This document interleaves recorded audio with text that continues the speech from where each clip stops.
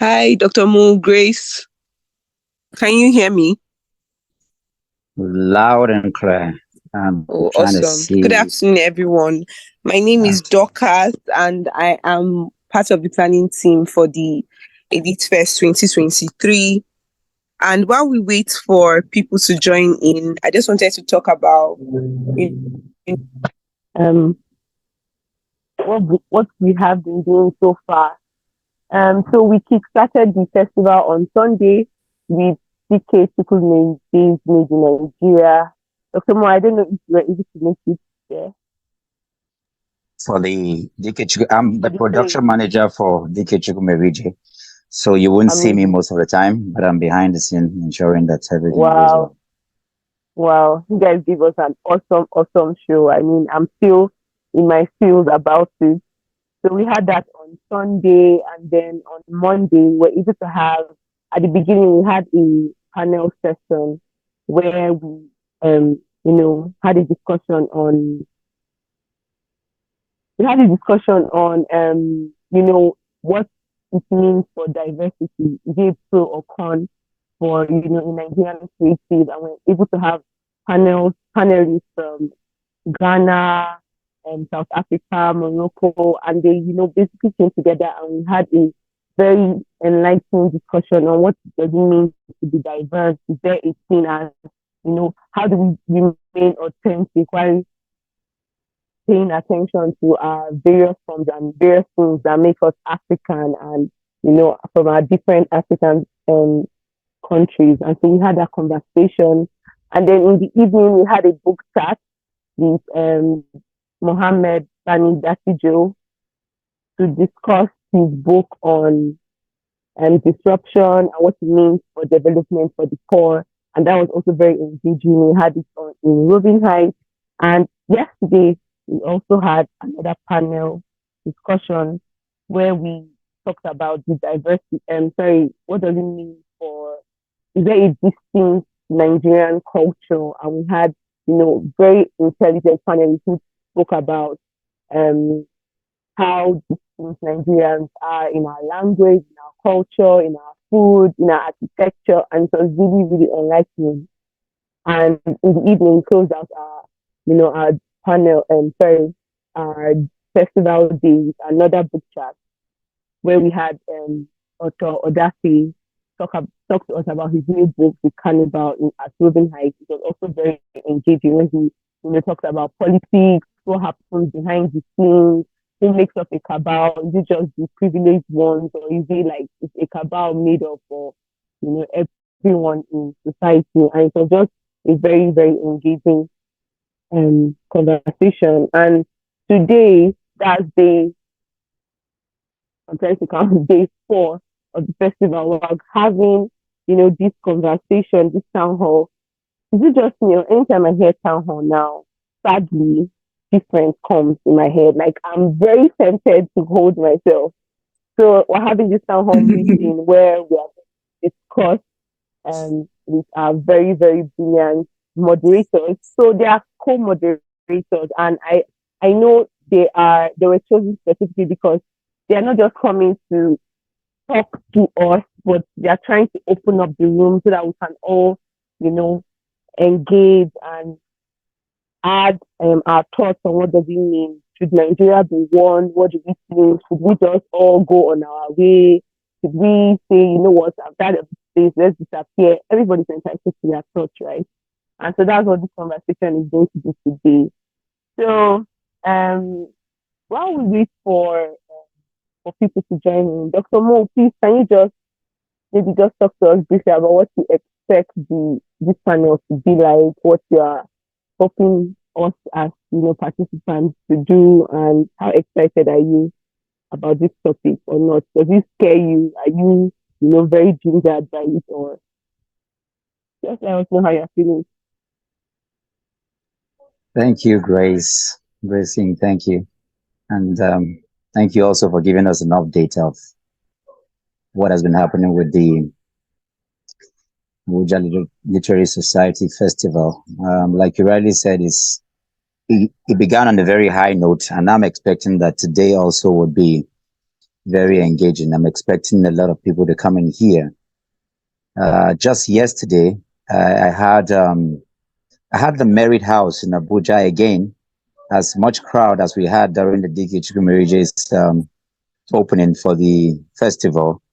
We had what we call the Nigerian debate, and the whole place was packed filled.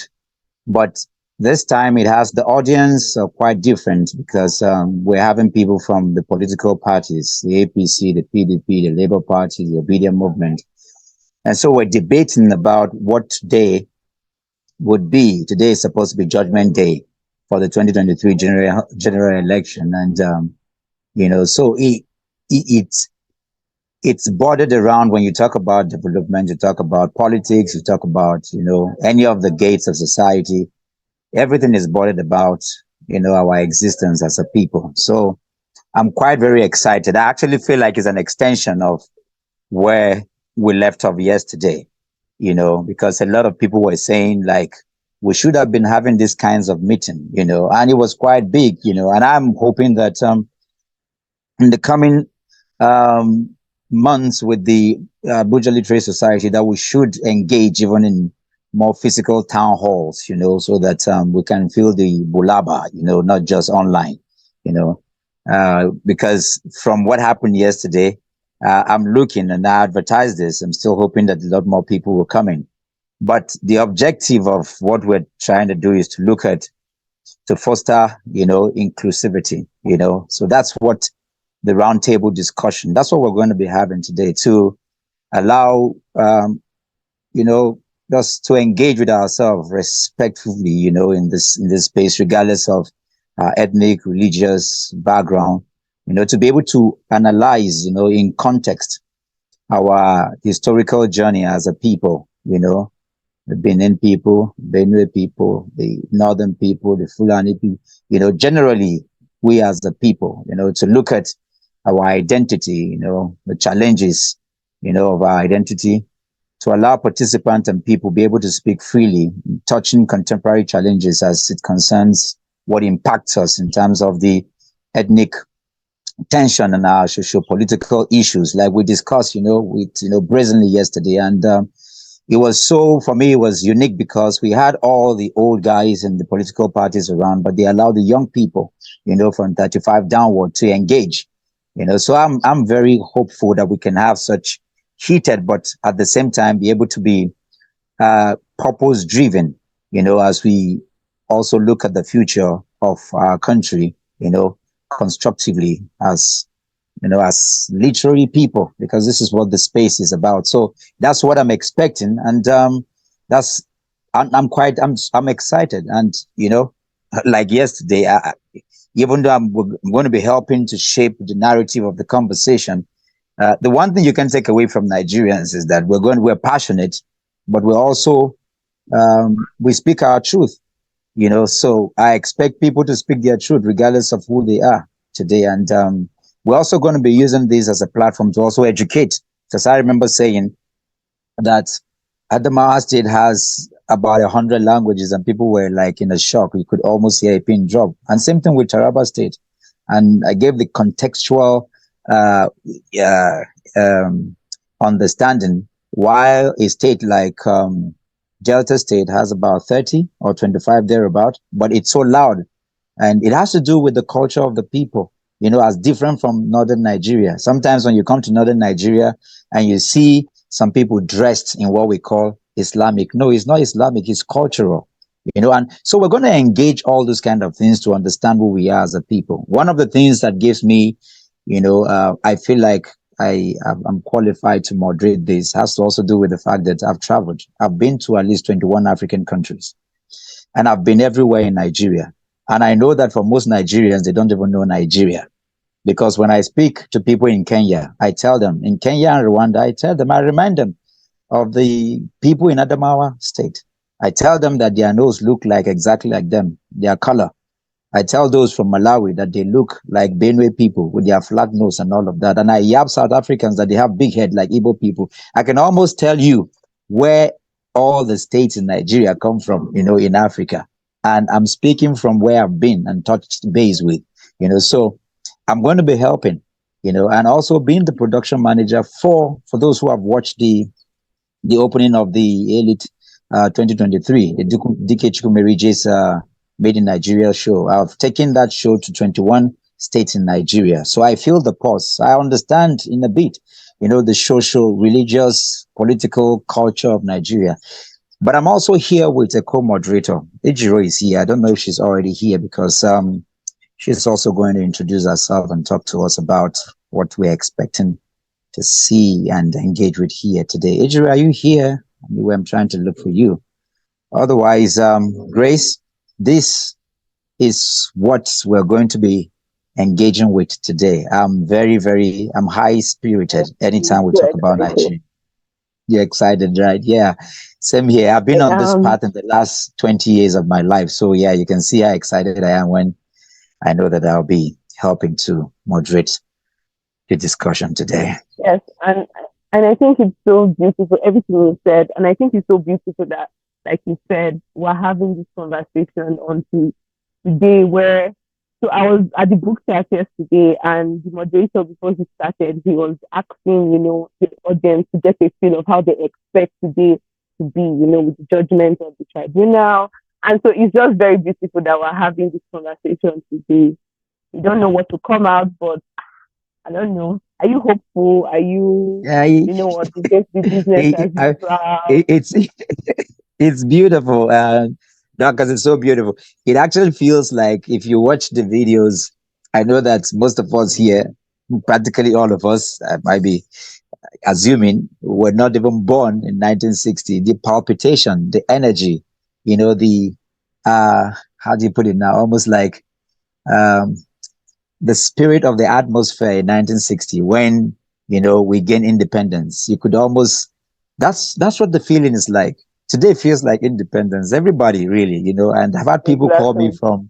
from the UK and US and saying, "Are you following the proceedings at the court and all of that?" So I think it's so beautiful, and there is no better time to actually engage in whether we need to be one as a nation or stay together as one Yeah, people than I agree today. with So yeah. you. I agree Mm. with you. So, Miss Adriel, please, if you can just probably raise your hand if you are here with us, you can just say something. So, I don't want to, hold this space and let you take over, please. Okay, Grace King is here. Mm. Can you hear me? I mean, you can just take over. I just wanted Uh, to find out if you were Ejiro, here come so on, you can. yes. Mm. Yes, please come on. Thank you so much for the brief chat, and I'm very, very excited for this conversation. Thank you.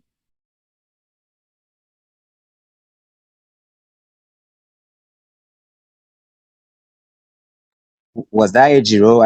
I'm still trying to look around for AJ. Are you here? Yes, yes, she's saying in the group chat that she's here as Grace King, and her phone is Oh, muted and can't allow muted. from her Okay. end. Beautiful. All right. Okay. So, well, we're here, and part of how we are going to run this, if you're here, I'm still hoping that a lot more people, because some people said to me in some of the chat rooms that you already know our answer, but we won't say it until the time comes. So I'm still looking out to see those who are going to come in here. But if you're here, I think I can see Abubakar, I can see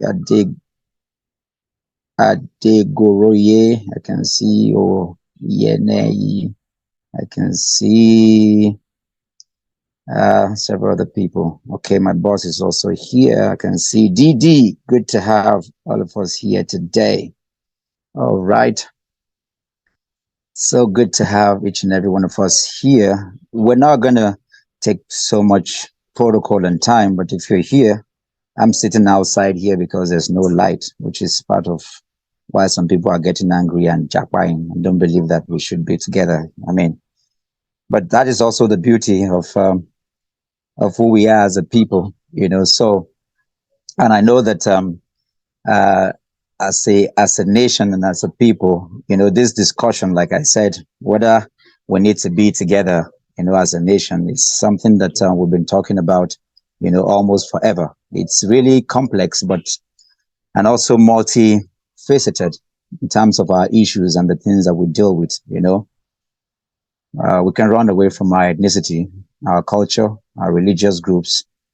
Everybody is so unique in their own, with their own aspiration and also their own identity. So the issue of Nigeria's unity is something that the debate is never going to stop. The arguments, about it's always crucial. And today, particularly today, Judgment Day, some people actually already feel that they should just, we should just go all our separate ways. And we still have believers, who believe that we can still manage this huge bulb of energy called Nigeria. So you have different, wherever you are standing, um, will just engage today and hear us, because ultimately, whether Nigeria is supposed to remain as one nation, the decision that has to be, it is still we, the Nigerian people, that will have to do that. And part of uh, part of why we're engaging in this is that it has to be through peaceful,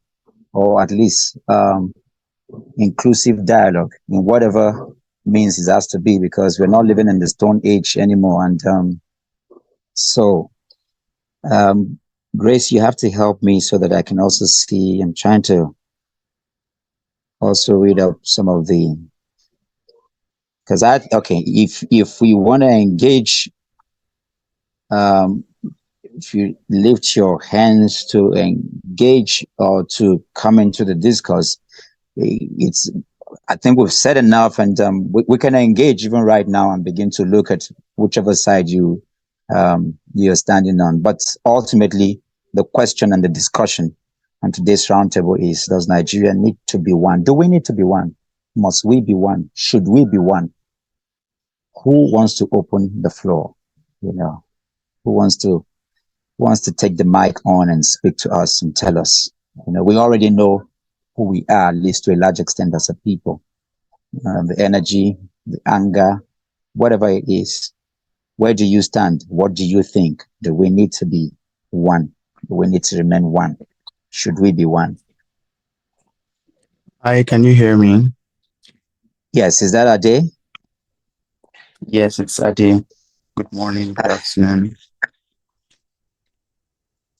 Go So ahead, thank you Ade. The for mic is yours. Yes. okay, so thank you for introducing us to the topic at hand. And I'll just simply say I think Nigeria should remain as one, but then run as separate entities, like bodies all in one. Something like the European Union, something like that. That's basically how I feel. So each state should have like a representative, perhaps like how the House of Senate runs. Instead of having a presidency, we'll just have maybe like a chairman that's rotated around the 36 states. Basically, that's my opinion. Ade, let me ask you: don't you think that already exists? Isn't it just a question of nomenclature? We have local government, we have states, and we have representation at the National Assembly. We have the Yeah. House, we have the Senate, we have the Yes. So, House of but it does Representatives. exist. Don't you think, in a way, we already exist as that? Yeah, I do believe it exists. Already we have the House of Senate, but I think what I'm suggesting is a thing like whereby the House of Senate has the power. We don't have any more presidency where one person controls the whole of Nigeria, but a situation whereby each state is responsible for their revenue, responsible for, so if we know that the House of Senate, each of the House of Senate representative members is in charge of his constituency, that means he's in charge of their productivity, he's in charge of the money that comes back to them, in charge of their development. That way, we can then say that if they're not developed, they know who to hold responsible. They will now blame it on the president because there will be no longer a figurehead like a president to say this is the person ruining what's going on. And if people are also now like that, that will help us to be able to fight for our rights and stuff like that, because basically we know who is responsible for our own locality or our own state. For example, I'm Yoruba, so from Ondo. I should be able to say, okay, the person who is governor or House of Senate is the one in charge of making sure that we have resources, making sure we have productivity, and standing there like somebody we can hold responsible. So if the figurehead of presidency is removed, if we have maybe fuel increase on those states, I'll know that okay, it's because our governor is not working or our House of Senate representative is not working. Basically, that's the concept. No longer having a presidency. So the chairman, or we can have like every year or every few months, we have like a rotating chairmanship in the states, basically, among the states rather.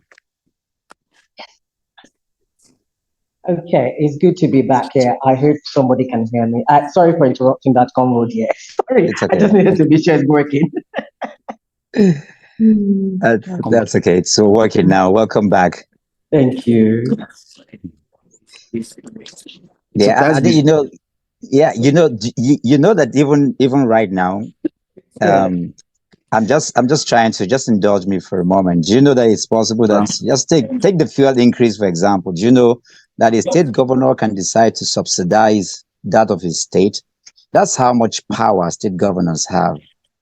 It's just because it's important we're saying is it shouldn't just be if you look at the example you're given, there are places that's because if we don't hit this at the core of don't hit the root of this, even if you like they say move everybody from Nigeria to America, move Americans here, when you come back you see that things have changed, so and I'm just interrogating that so that it's not just a change of nomenclature or a change of structure, because even with what we have right now, we truly can make things work. I don't know if you get what I mean. But I feel what I'm trying to buttress is the fact that if we are still kind of like having this kind of togetherness, like we are all still. I'm not saying that we should separate Nigeria or break Nigeria into bits and pieces, or to dissolve Nigeria as a whole. But then it should have like a kind of autonomy. Each state should have like a kind of autonomy in the sense that they're responsible for themselves. But right now, even though we're responsible for ourselves, and most people don't really know that. In fact, people don't even know the kind of allocations that are given. Most people who know about it then surround themselves around the governors and the senators. But most of these funds are provided. But because we do not know, and because it's still somehow everybody still kind of depends on the government itself, the presidency, then people, those who know, just eat the money and keep quiet, and just because nobody's going to. But if they said no more presidency, everybody is responsible for what they do, that way everybody will then hold their governors and their senators responsible, because they'll be like, hey, they're not seeing the money. Where's the money? I hear you, but again, I think it still comes back to, like you said, if in reality allocations are made, and you alluded to the fact that people are just ignorant. So it seemed to me like our job is cut out. It means that if the people know, they would hold exactly, Yeah. Okay. Pardon me. Can I just quickly say that Go ahead. in places like Togo, someone was telling me about like living in Togo. If you're being arrested as a Nigerian or a Togolese, you can literally pull out your constitution from your back pocket and say, no, according to the law, you can't do this. But then most Nigerians don't even know what the Nigerian constitution looks like. So we don't even know what allocations are made, what laws are made. So most of the time we just, whatever comes by, we take it. So I think we need to invest more energy into knowing what our constitutions hold, invest more energy in knowing what provisions are made for us, and what are our own responsibilities as well as citizens. We just need to know. So thank you. I appreciate it. Can agree more on that. Thank you for that contribution. Abubakar, are you there? Abubakar, you can jump in right there. Oh, great. Yes, I am. Thank you very much, Dr. Mo. I think the contribution he's just made is actually really good. It's only the fact that I think the main problem is we need better civic education. So most of what he has said is actually things there are things that can be more effective if we practice through federalism. But the problem is there's too much strength at the middle right now. And I think that's what he's trying to allude to. We don't need to take away the presidency. We don't need to take away things, but we just need the federating units to have a bit more autonomy and some kind of self determination in the things they do and in the decisions they make about how to govern their territories. Personally, I've been one who has thought about, giving states the autonomy to decide how they govern themselves. I know it was part of the things that were discussed in 2019 during the consideration about changing the constitution or uh, constitutional amendments and stuff like that. One of the things I don't understand is how we will all agree that all states should govern the same way. If I were a state governor, for example, I'd want autonomy on how to govern my states. So, for example, I personally, and this is controversial, I don't think local governments should remain in the constitution.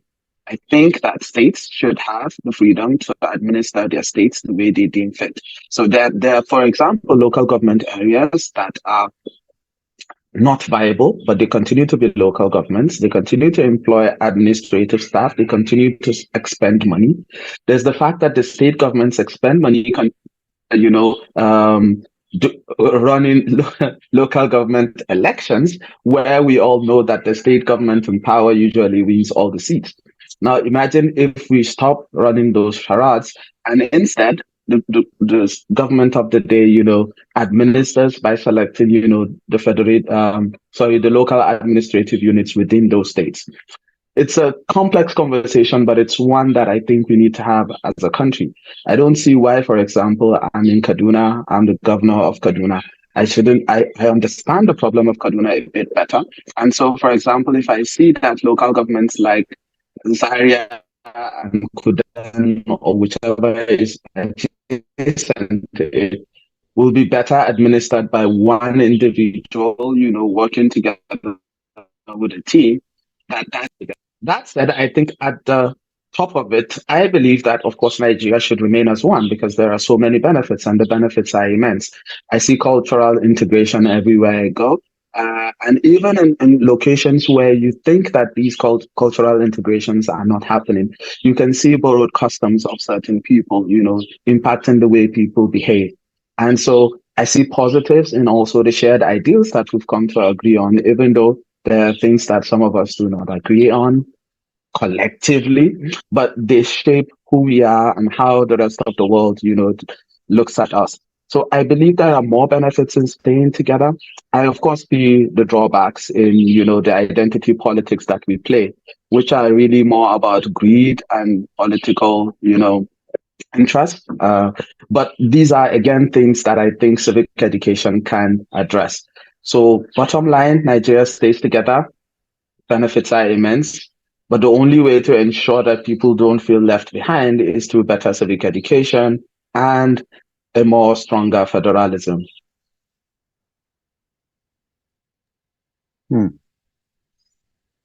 Thank you, Abubakar, for that. Grace, are you there? I think we Yes, should I'm have here. more.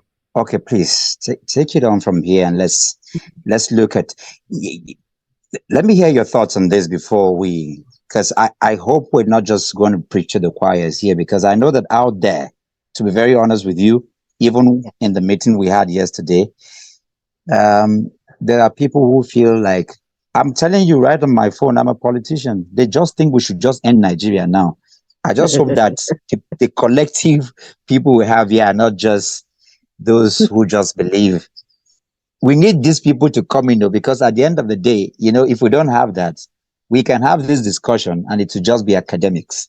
Right. And it will not change anything at the end of the day, Right. because those people, some people will sit every day having, and I'm saying this because one of the things we discover with, especially like the Made in Nigeria show, going to Maiduguri, going to all the places, that we're really able to test people. You see practical change in people who come in like, I want to kill this Igbo man, I want to kill this Fulani man. And then we go through that. And then, because if we all here believe that Nigeria should be one, then I guess we're preaching to the choir. I don't know what you think before we dive into what Abubakar said is very, very interesting. And I want to see, I want to touch on where, root causes that we all believe Nigeria should be one. But how come when the tire meets the road, when we say this politics, using politics or using religion, because I have seen where people can go to church or mosque and talk one thing, but what they say at home to their children are completely different.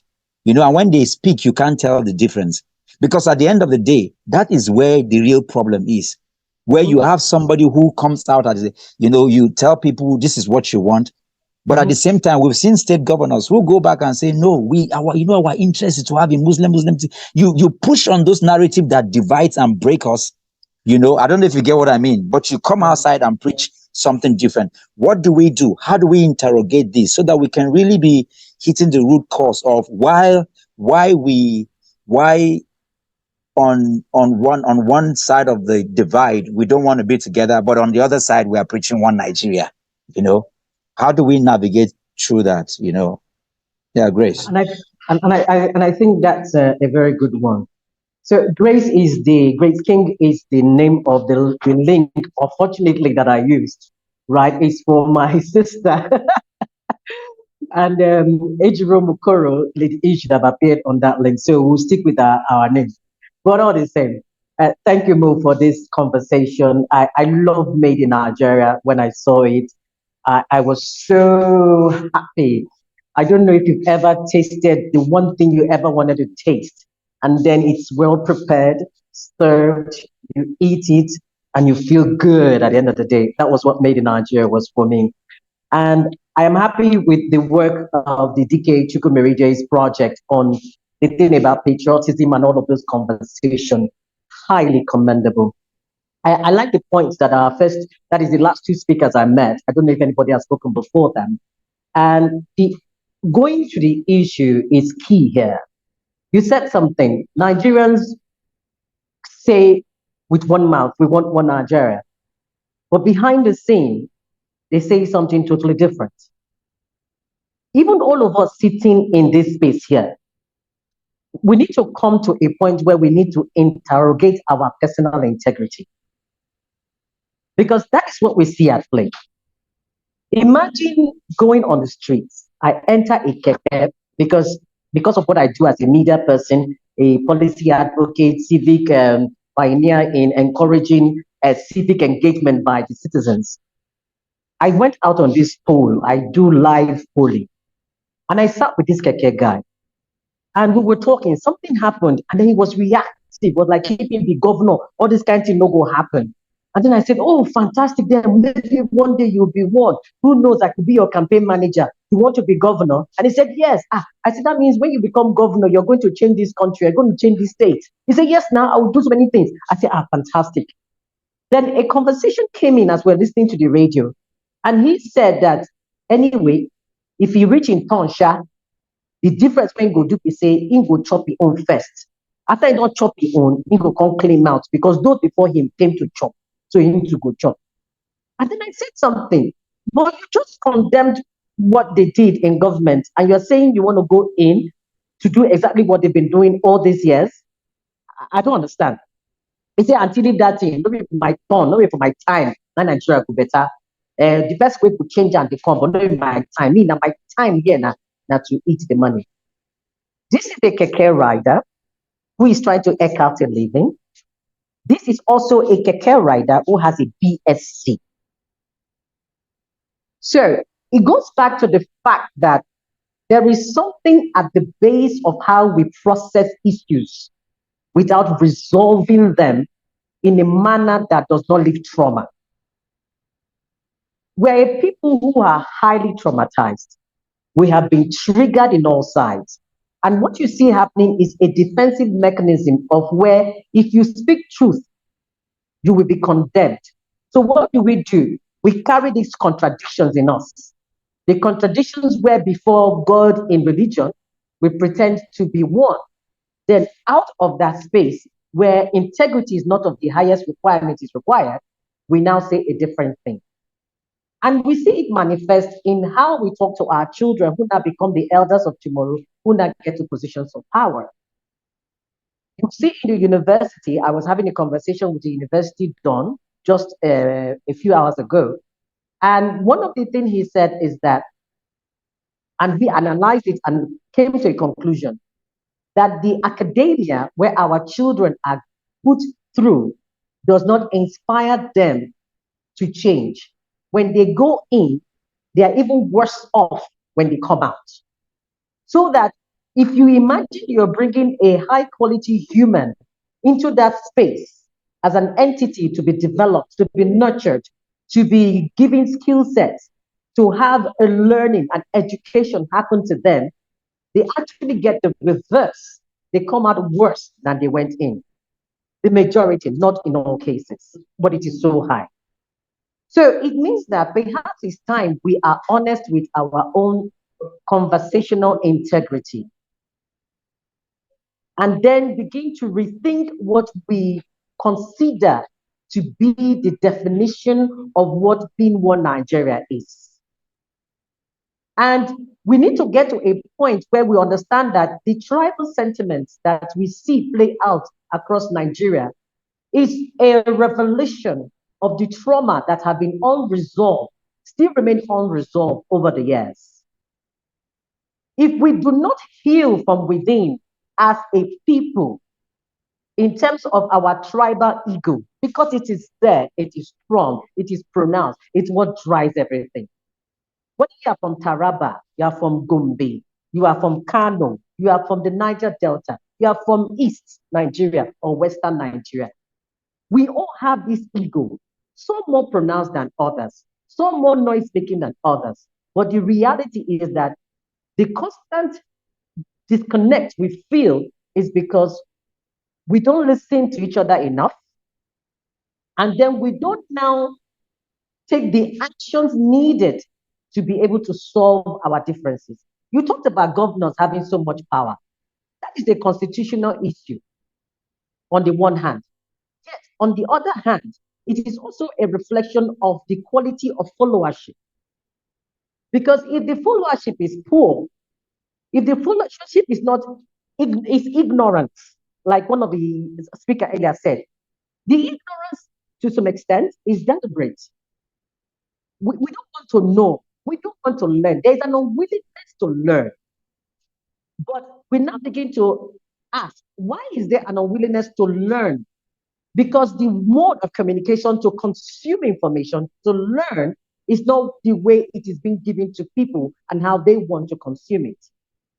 So if we're going to bridge this gap of this acknowledging these tribal sentiments in a manner where we address the core traumas and resolve them, it's going to be a repetitive cycle. Even if we break away in quotes, because we still carry this trauma, it's going to be a mindset of divide and kill constantly, because that's the mindset they are living with.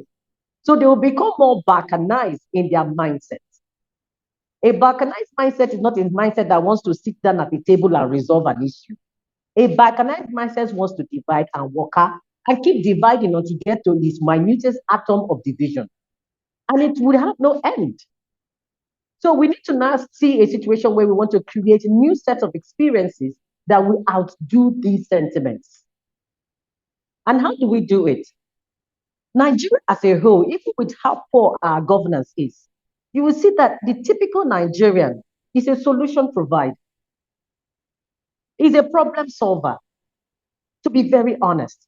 And I think one of the things I have also said in media spaces, because that's also a space I'm in, is that the Nigerian media is one of the most disservicing institutions to the Nigerian psyche of togetherness, unity, and how powerful our diversity is actually our economic power. So the architect of our communication is a problem. Let me give you an example. You can be in New York and you say you're going to the California Avenue. It's still in New York. What is that? That is actually a situation where it's a form of propaganda, but it's a metaphysical kind of propaganda. As a nation, I don't know if we have got to that point where we understand the power of the metaphysicalness of what unites people like a union. In marriage, like they say, yeah. So you know, you're saying a lot that makes a lot of sense, um, and I hear you loud and clear, and this is very important, absolutely so. Now, so how do we interrogate that? Because you're talking the solutions. How do we interrogate that? Abubakar, I saw you raising your hand. How do we interrogate the things you are saying? Because that's what the discourse is about. Abubakar, you were saying you raised your hand, if I'm correct. I was actually applauding some of the points she was making. So it was Okay. actually a clap. And I do agree about this ego, but I think the sooner we understand that ego and this pursuit of power are natural human tendencies, then the better it is for us to get to the point where we're going to. So she alludes to the fact that yes, there's ego about cultural and ethnic ego that exists in Nigeria, but it exists everywhere in the world. For example, she was just making um, an example of the U.S. The U.S. is highly multicultural. It's not like everybody likes everybody. There's the sense that within some region, some blocks, either based on social class or education or, ethnic nationalities and things like that, there's this sense of superiority that exists. And that's normal. It's a human tendency for people to think that they are superior. There's also this tendency to think that, we will pursue dignity based on that superiority, that we need to be identified as bigger than everyone. What needs to happen is that there needs to be consensus about what fairness is. And again, that's why I love DK's shows, because, they talk about all the different elements that make up the whole. It identifies, our cultural differences, but it also identifies the areas where we share. So if there's a consensus about the things that we need as a people, that there's dignity.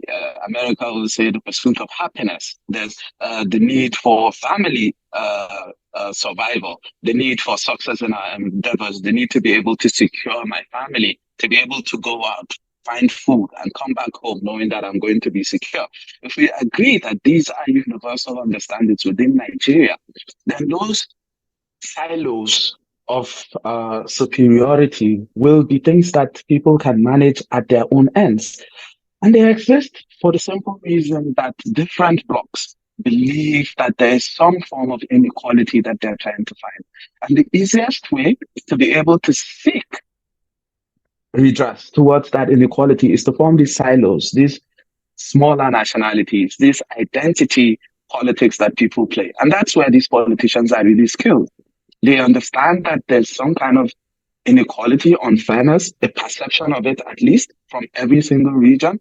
And what they do is, for example, a politician from the north will say it is the turn of the north to rule, right?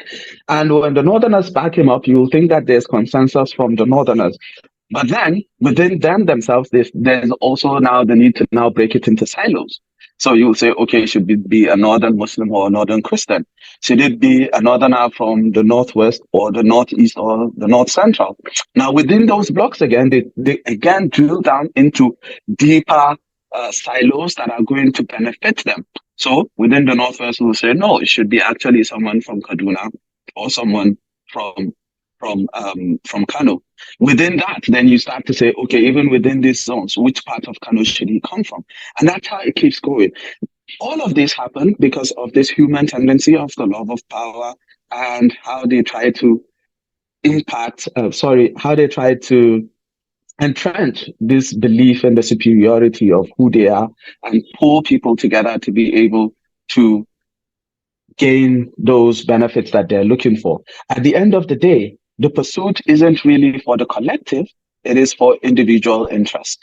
And if we, first of all, agree that individual interest is a human tendency that we must all agree that we have, then we must then come together and say, okay, what then makes us the same? And how can we negotiate these things that make us the same so that everybody feels some sense of fairness? Because at the end of it, everything we hear about, everything we're talking about, whether Nigeria should be one or separate or is about fairness. And even if we separate, that perception of fairness will not suddenly just disappear. Within the Yoruba nation, there will then start to be fragments of people who identify as either core Yoruba or or not core Yoruba. There will be people who, Abubakar, do you yeah, think, from what you're saying yeah, that fairness is not achievable at the end of the day? Because when you break because you're talking about class now. So because I mean, whichever, there are people who feel that, and I speak, I mean, I can be stopped. There are people who feel that the Fulanis, for example, feel that they are superior.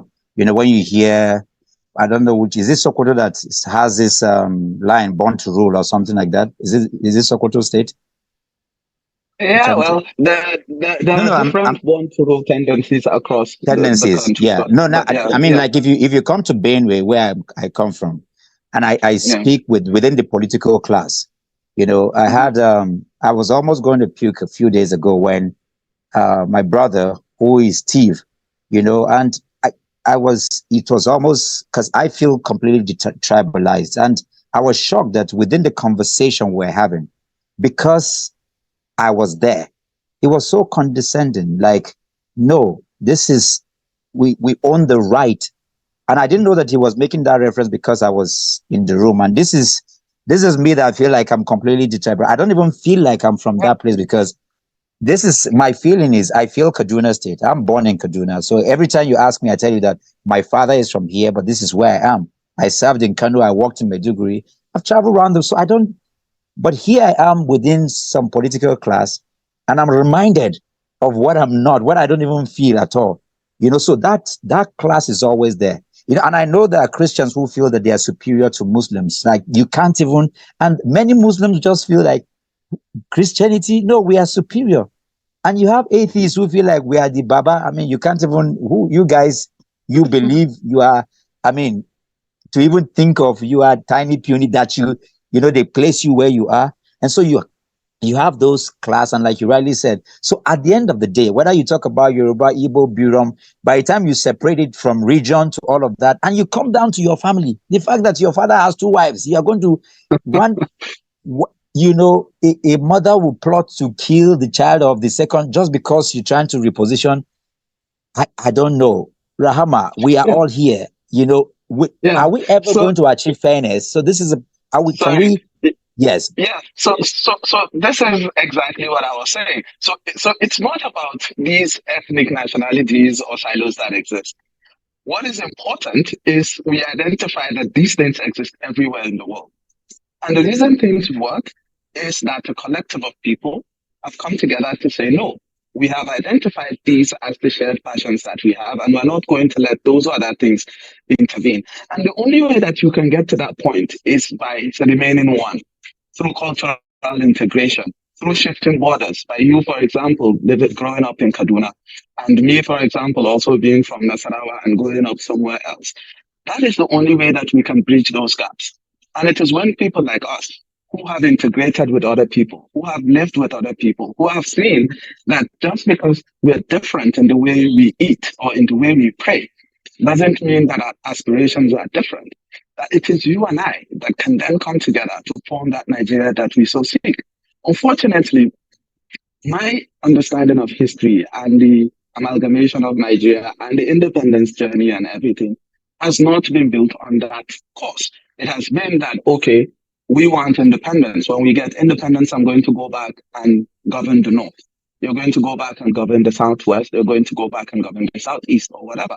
And so until we come to this understanding that integration is actually what gives us strength, that these silos that exist, that mean that someone who is, for example, of your tribe will speak to you and tell you that your tribe is superior, can only be broken by you if you've experienced the cultures of others and seen that that is not really true. And then you can talk back to that person and make them see light. And it is through that education that we will continue to build that we can then possibly come to that successful Nigeria that we're looking for. And I think we've made progress.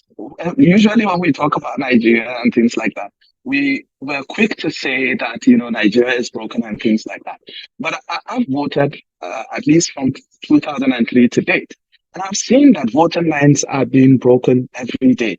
Even though people um, are not quick to accept, but I can see that we're making progress.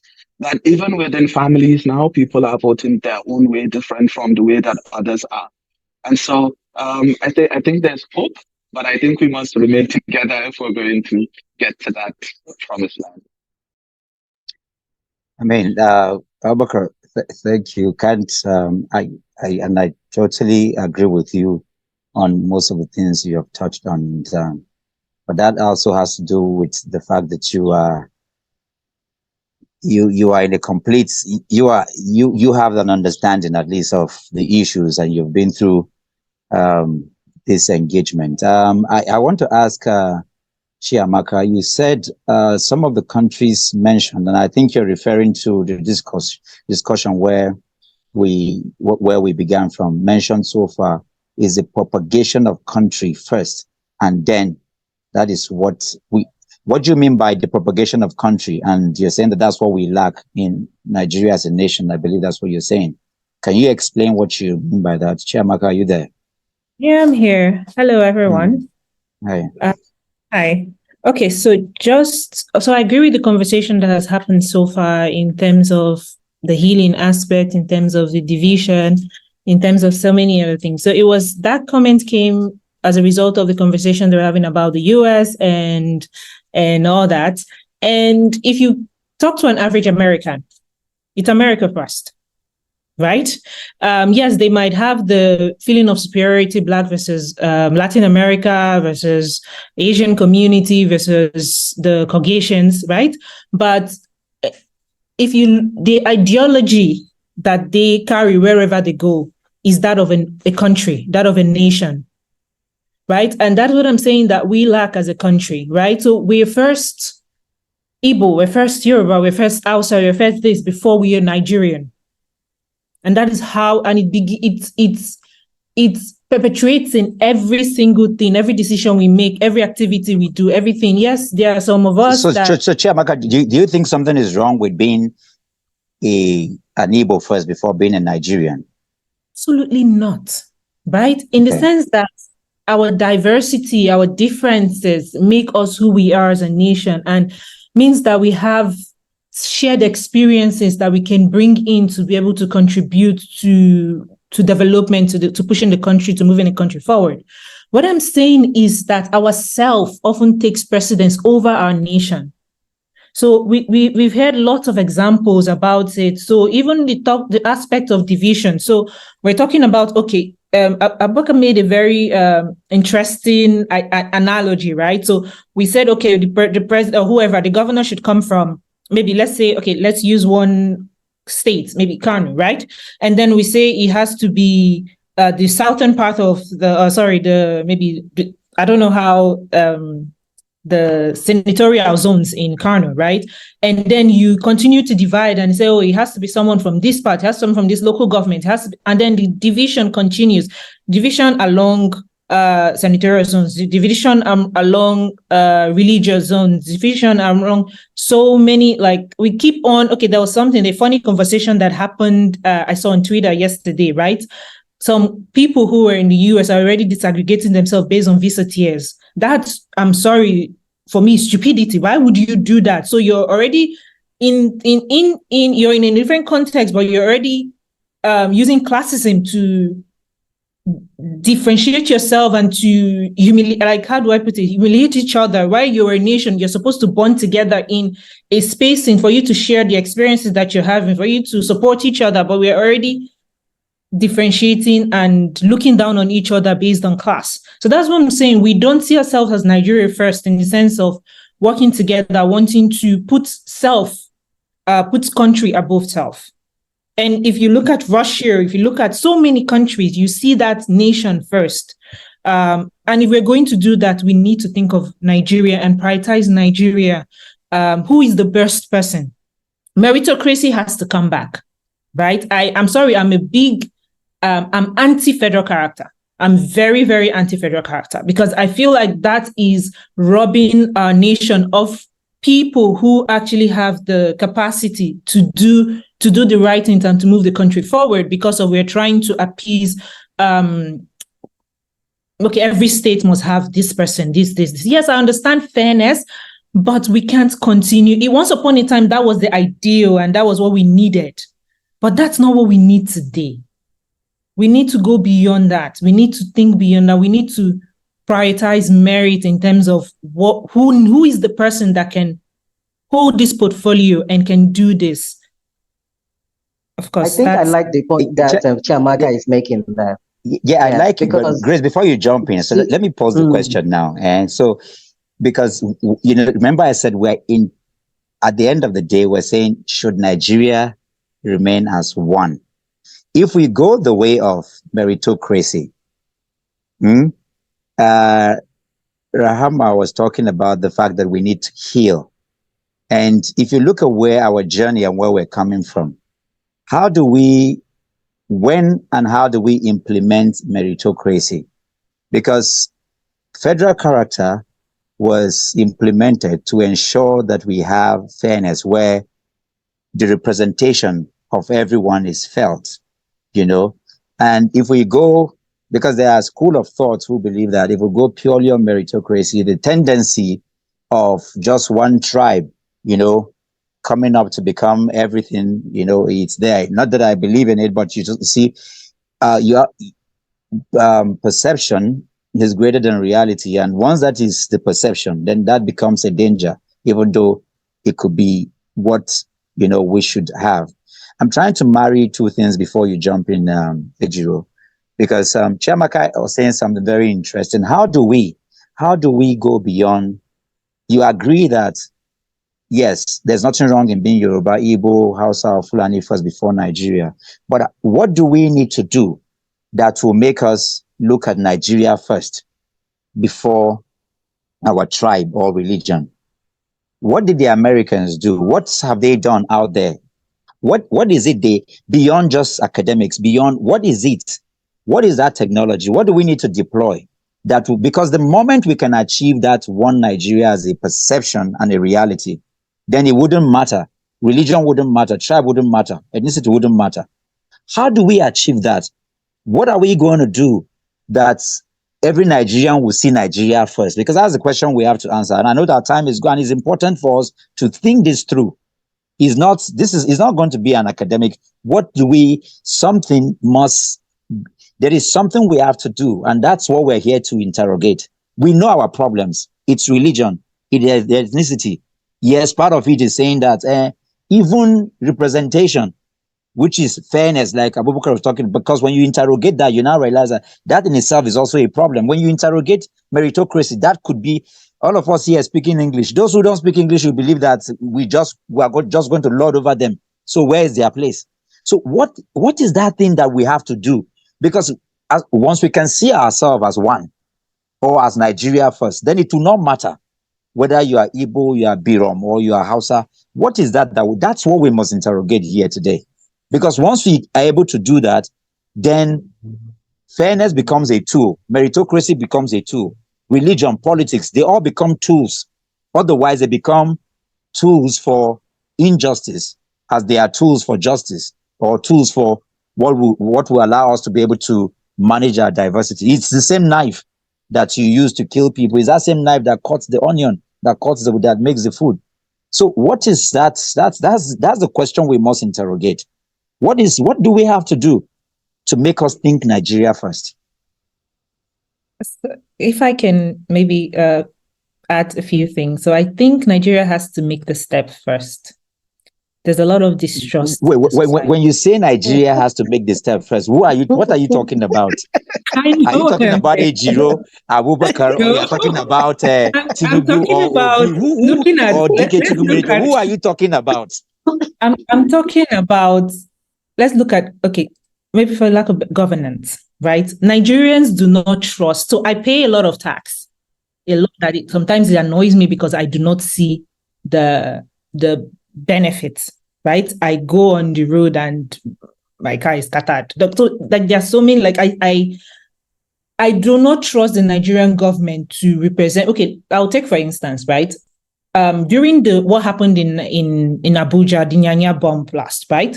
A colleague of mine at that time, who is American, she's also Nigerian, but she's also American. So she got a call from the embassy asking if she's fine and if she wants to go to America for the time being and stay for a few maybe weeks or whatever till she feels comfortable to come back. And this was it was crazy. It was interesting, right? Because at that, she knows that her country would always defend her. Her country would always look out for her. COVID happened when we were a lot of I know my colleague, a friend of mine was stuck in the Netherlands. He couldn't leave because of he had to send this one right name, do so many things as a Nigerian. This was not the experience of some other citizens of other countries. So that's why I'm saying that Nigeria has to make the first move, build trust. A soldier goes to the field.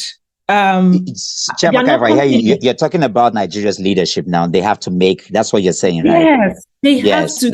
They have to be the ones who. It starts from building the trust in the country again.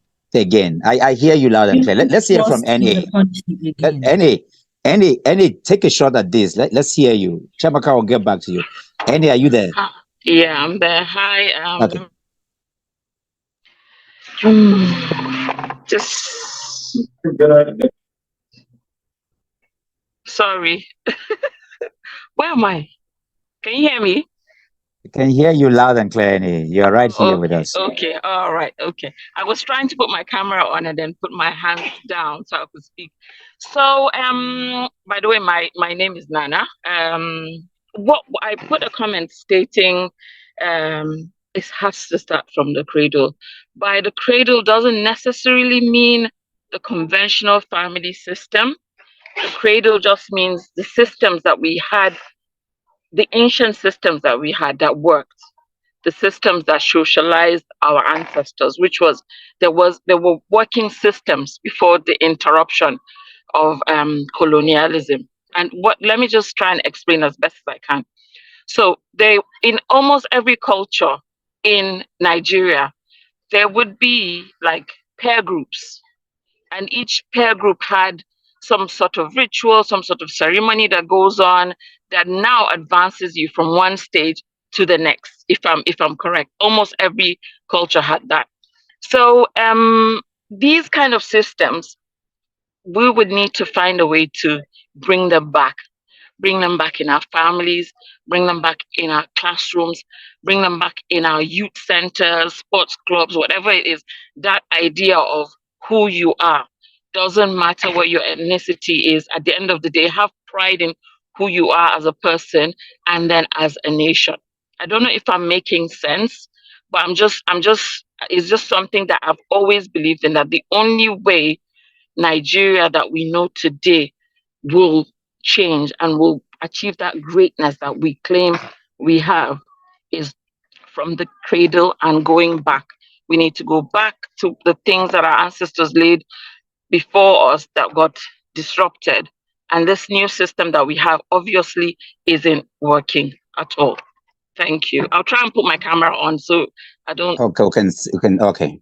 So now you're telling us that we have to go back to our family value systems that we had before we were invaded by the colonial system. So we should go back to those values of how things are done, how we go about the family system, how things were taught, and all those. That's what you truly believe will help us to regain and restore back who we are as a people. That's what you're saying, if I'm correct. Yeah, and adapting them with things, new things that we've learned now. So not necessarily like how they were before, but using the old and then kind of fusing it with the new. That's what I believe, because the leaders that we have now are already formed. They are cast in their ways. I don't know if it's possible that people who are now ruling Nigeria can just magically become this benevolent, great leaders that would do right by us. I don't believe that can happen.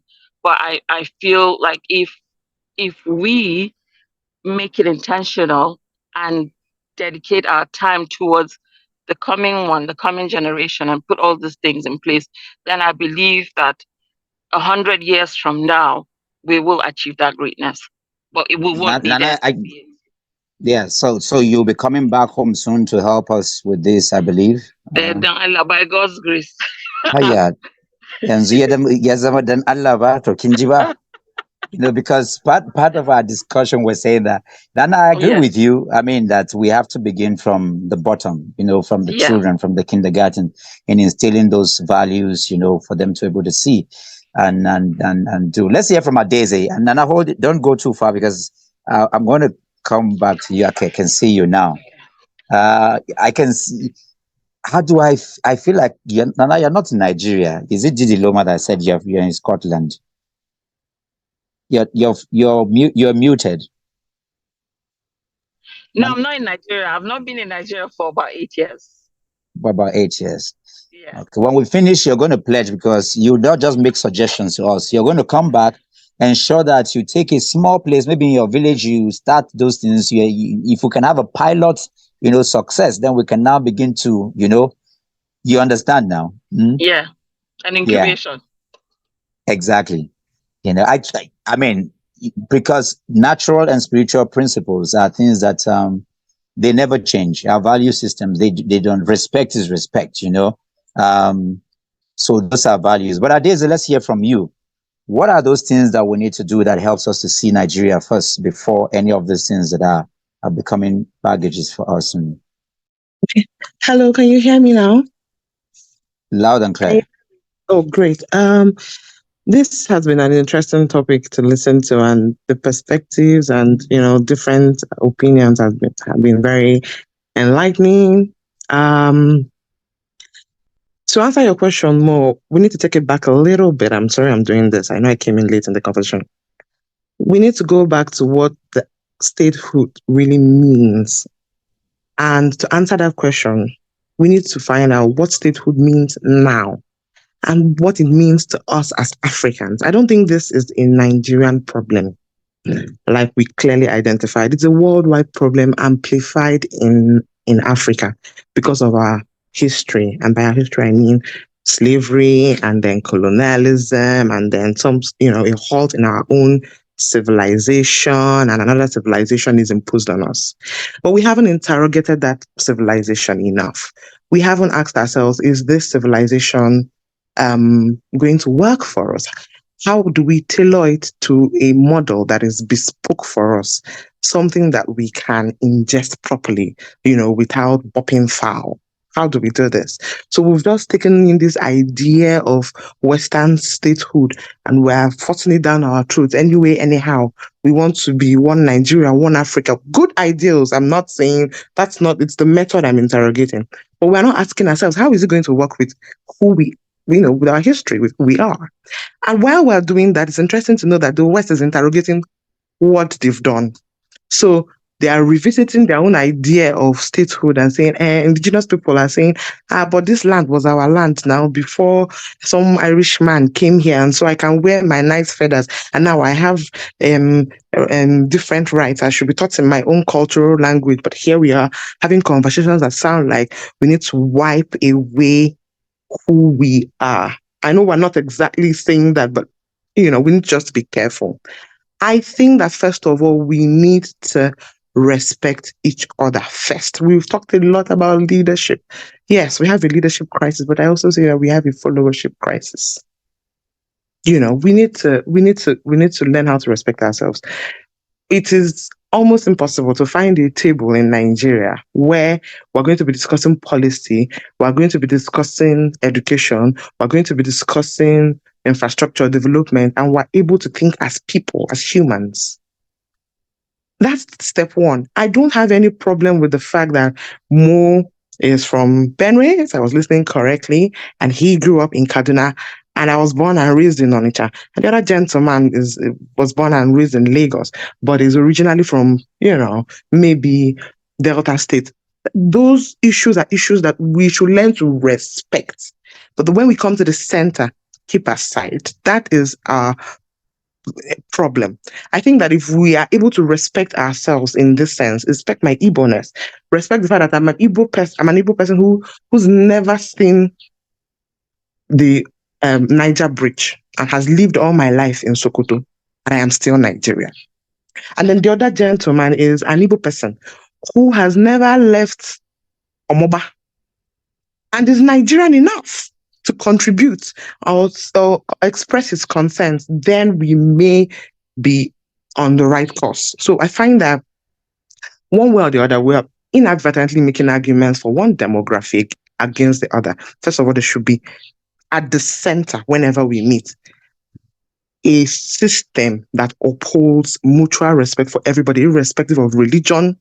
I find it interesting that I enjoy the way the French people do it. Don't bring your religion to the center. Don't shout with microphone. Don't wear your, I know it sounds extreme, but don't wear your hijab. Don't wear your big cross. Do that at home. It sounds extreme, but look at the idea behind it, because they've gone through their history and they know why they're implementing this. When you come to the center, you're French. When you go home, you're French Muslim, you're French Igbo, you're Black French, you're from the Caribbean. But when we come in the middle, we have mutual interests, like we've identified the pursuit of happiness, statehood. Maybe if we begin to look at things like that and know where to draw the lines, know what subject matter doesn't follow us home, then we may begin to make headway. And we will now have a clearer, less toxic environment where we can interrogate what statehood means and determine for ourselves first as Africans, because we were first Africans, and then as Nigerians, and also considering whatever tribe we're, because the truth is we're not going to jettison our ethnicities and, tribal heritage. No, we're not. The people that we think we're copying, that thought they have jettisoned it, now have groups coming back to say we have cultural rights. We're indigenous people. We're Roma people. We're Asians, we're Black Asians. We're from New Zealand, but you know what? I'm a bit brown. Oh, no, I'm white, but I'm this and I'm that. So you see that part of our uniqueness that we're saying we need to tone down is what the same people that gave us this colonial history that has put us in this problem, they're trying to promote and preserve, but in a way that there is balance at the center so that everyone can assume the identity that they want and learn how to respect. I should be able to respect more and the identity more wants to assume. That's our problem. But I as a Nigerian, I don't want to respect more until Mo speaks a little bit of Igbo to prove to me that he's my brother. And then, he should know how to do a thing or two. And then I need to do a little bit of Hausa and do a little bit. I'm not saying that's bad, but we need to be able to respect ourselves at the center. That's one of the things I thought to say. And then I also find that because of what I have said, the bigger problem is because we were first from these tribes and from these nationalities. The truth is, the typical African, not even a Nigerian thing, does not connect with statehood emotionally.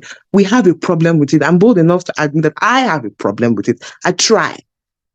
But I think Igbo first. I think of my great-grandfather, and then but when I think of Mo as a person, as an individual. So I think of respecting Mo's human rights. That's how I think.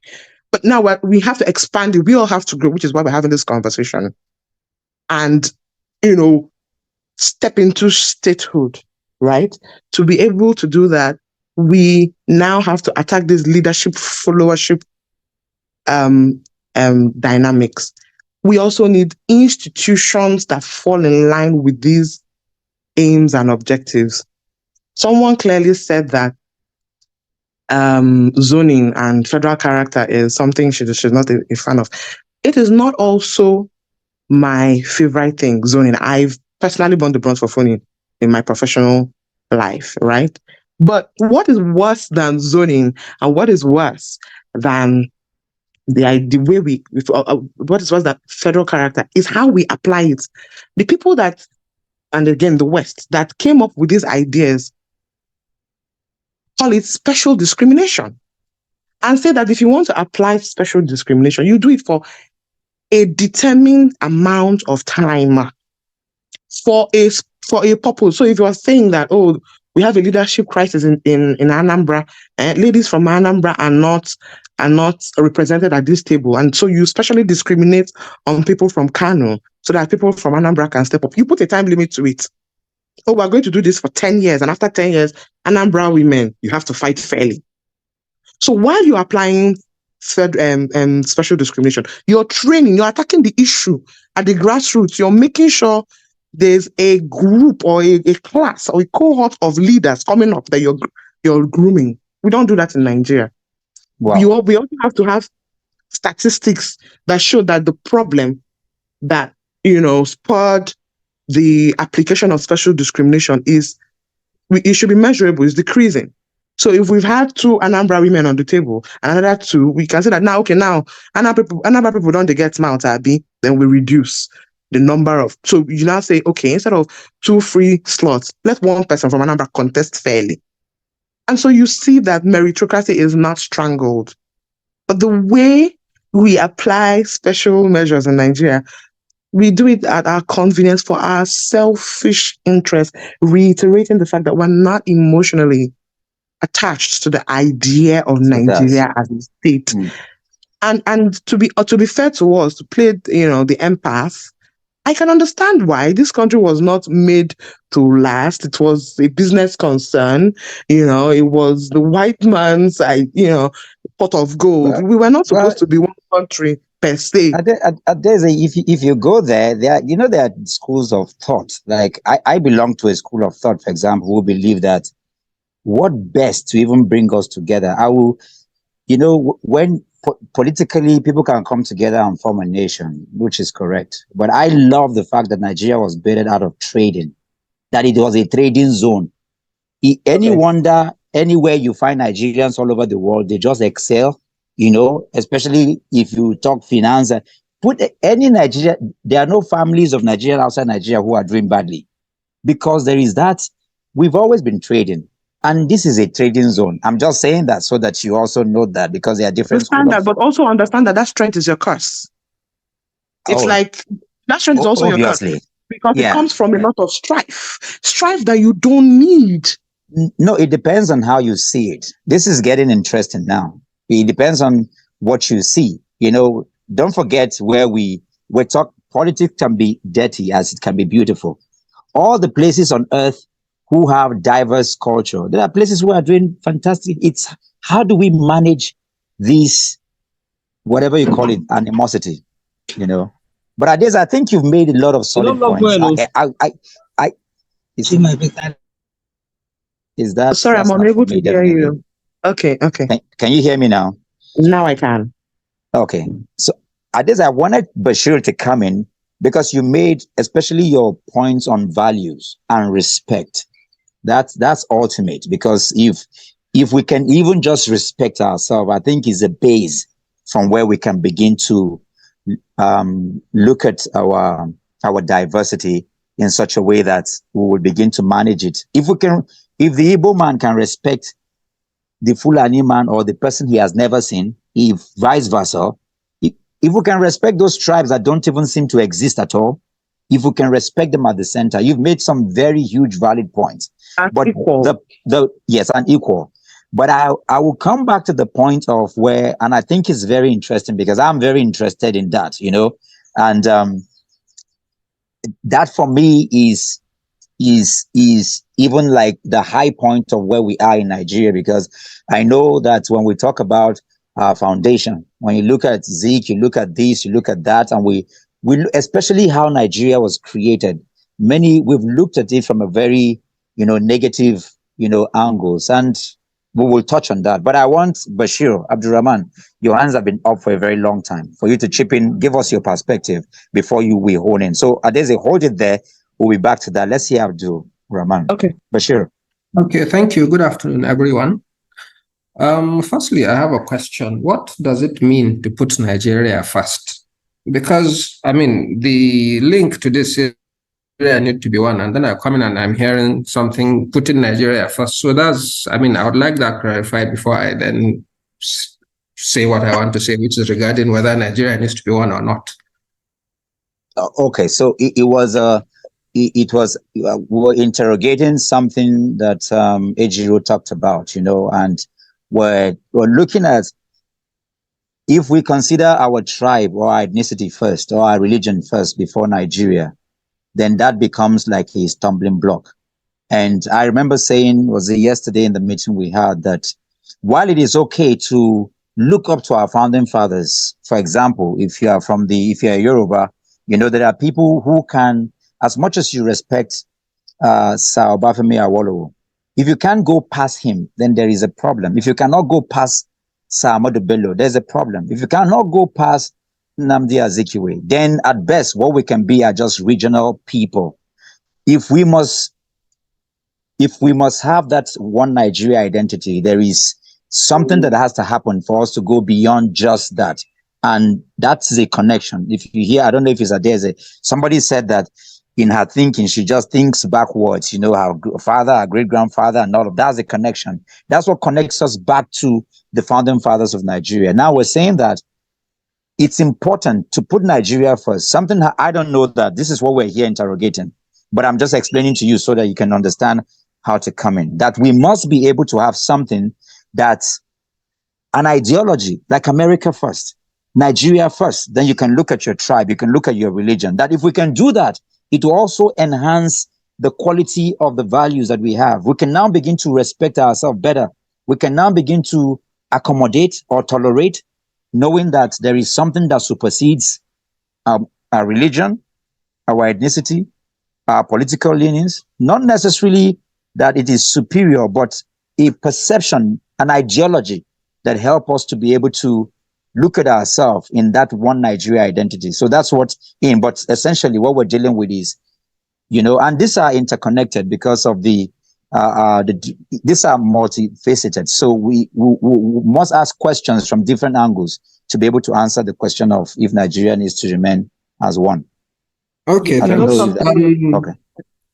Sorry. Just before you answer that question, my brother, let me just throw this in the perspective of the conversation that Mo just raised and what Adeze said earlier on.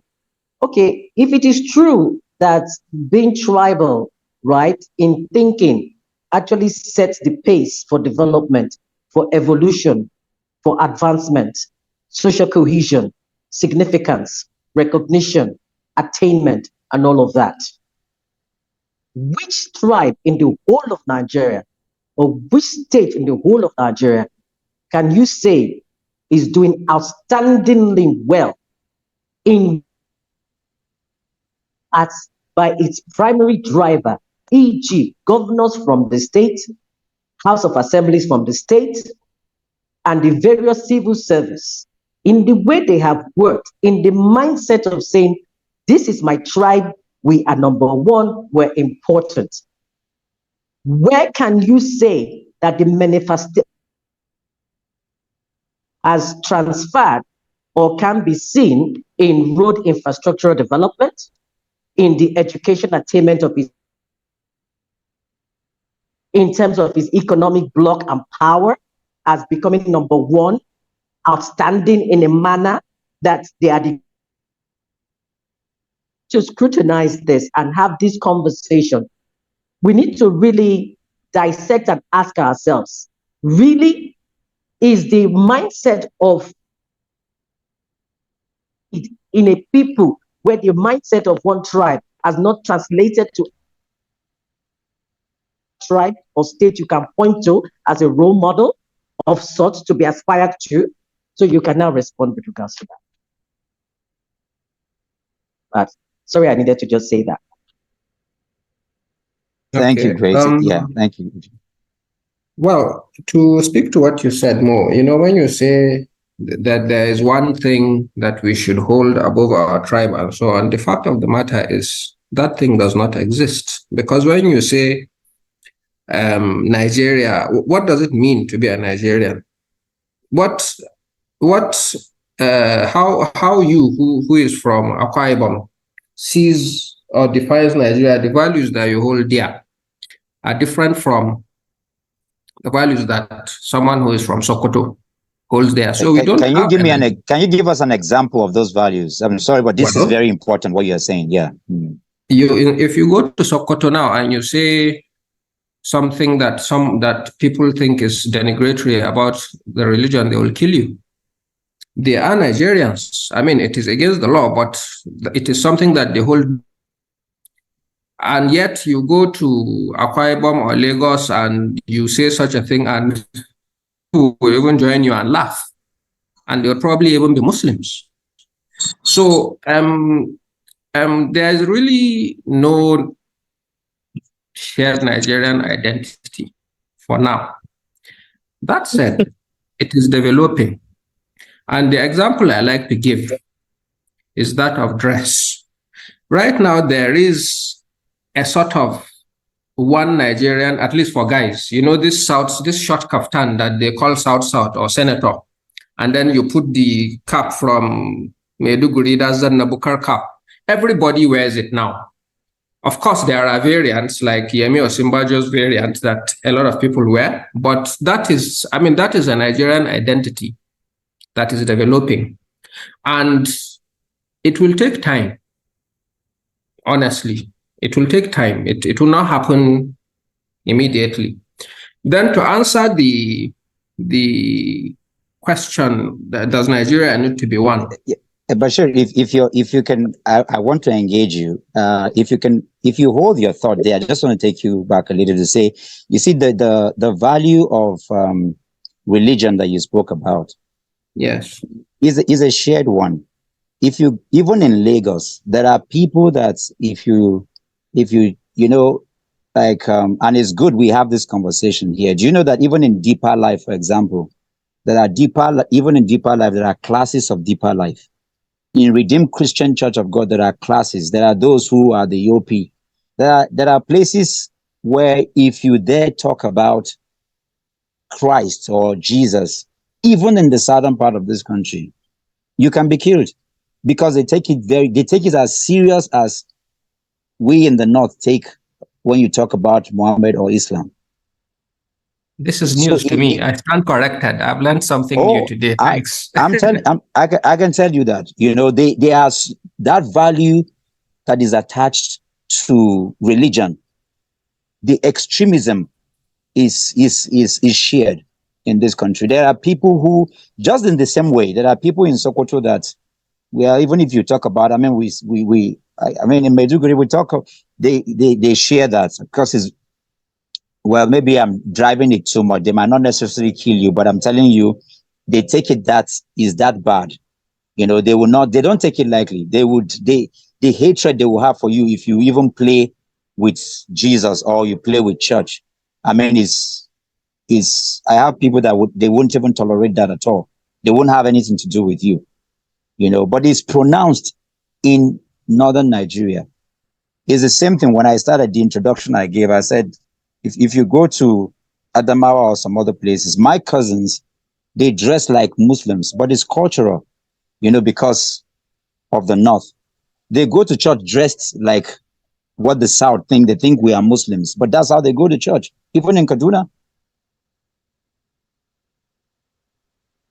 Okay. What I'm saying is that it's something we share in Nigeria. That's religious extremism. It's something we share, whether in the south or in the north. All right, noted. As I said, I've learned something new today. But to answer the topic of the conversation, does Nigeria need to be one? I think it does. For the simple reason that bigger is better. And honestly, the potential that Nigeria has for its citizens, not even talking about for the rest of the black race, because I think that is a red herring, but for the rest for its citizens, what Nigeria can do if it is one is orders of magnitude greater than what the individual regions or individual states can do for themselves if we are balkanized. That's one. And then number two, we have been a country for 80% of the citizens of Nigeria now, 80% of us were born after 1960. So what are we going back to? Somebody mentioned something about ancient systems, which I found actually a bit odd. I mean, those ancient systems, I'm from Katsina, and I know stories of what the emirs used to do. If the emir doesn't like your face, in fact, it happened after independence. Ado Bayero, when he was being crowned, somebody crossed his entourage and he told the people, go and lock him up. And he forgot about him. And that man was kept in jail for 50 years.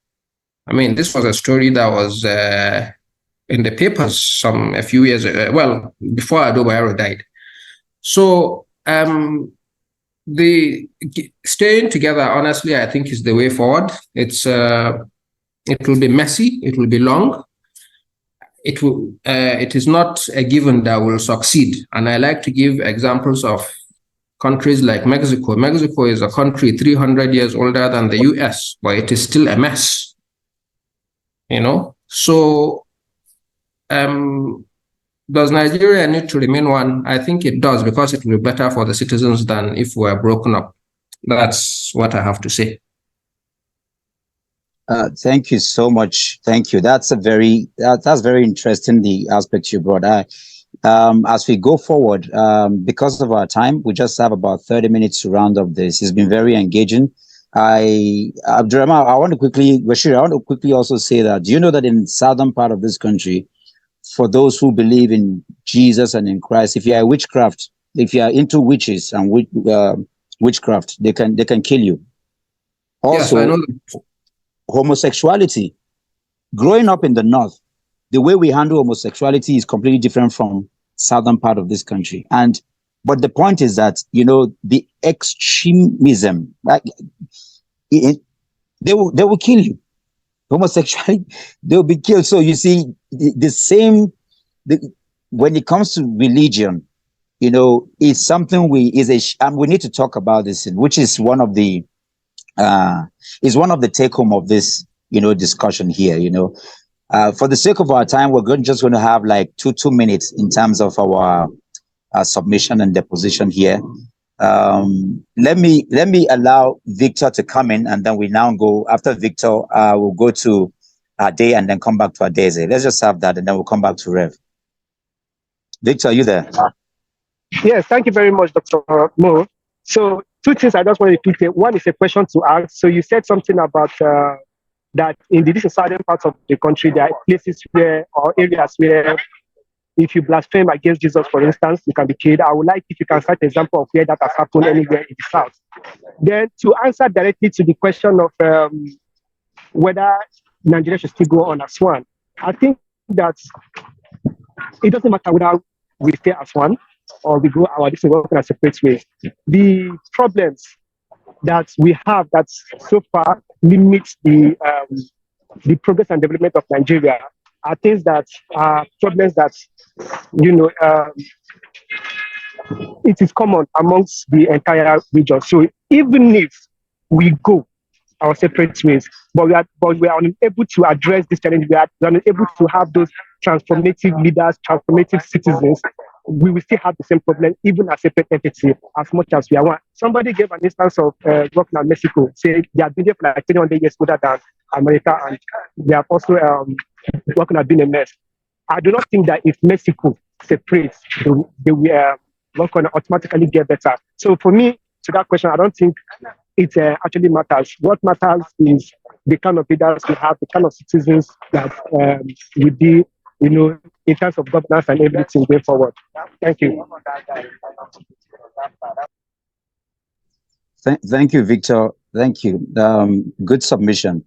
To answer your question about where I'll tell you that families that I have interacted with, I can tell you that whether it's Igbo, Yoruba, or this, there are individual people, is perception. And I mentioned some of the churches. That's why I gave that even in northern Nigeria, there are people that because they take Jesus is extreme for them.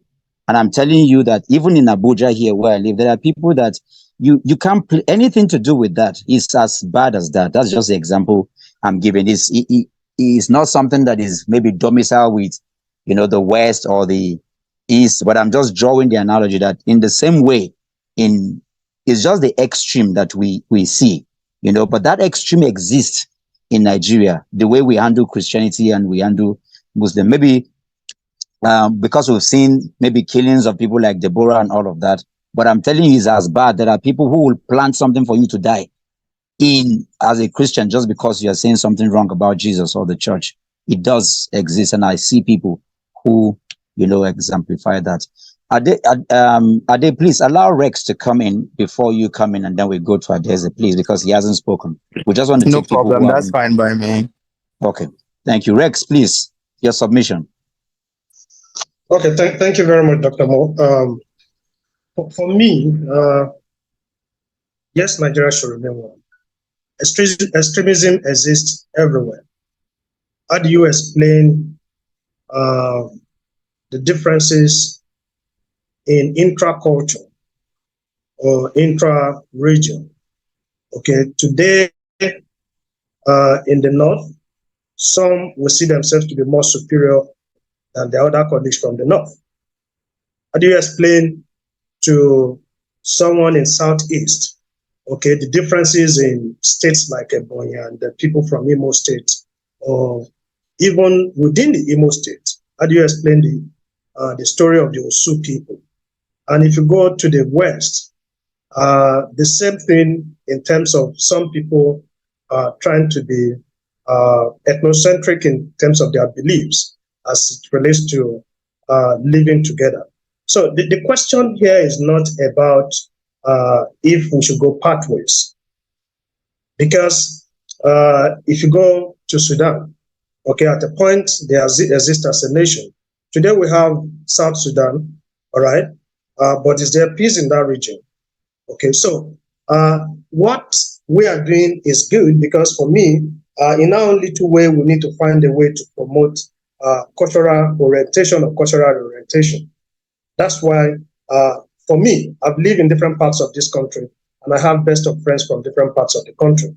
And until when we have open mind that makes you to know that the man from the north or from the east or from the west is not superior than any other person. And in terms of me, I see Nigeria as an organization. In my years of running my organization, I've worked with different people, recruit from different parts of the country. And I've come to realize that cultural differences has equally broadened the knowledge and promote business integration. And it has equally enriched us in terms of diversity. And it brings different perspective to the growth that we enjoy in my own organization. The same way. However, the issue of politics, which every time that we bring in this politics, then you have people bringing up, people having different mindsets. And it's not just existing in the country as a whole. It has gotten deep down, deep-rooted into even professional associations, all right?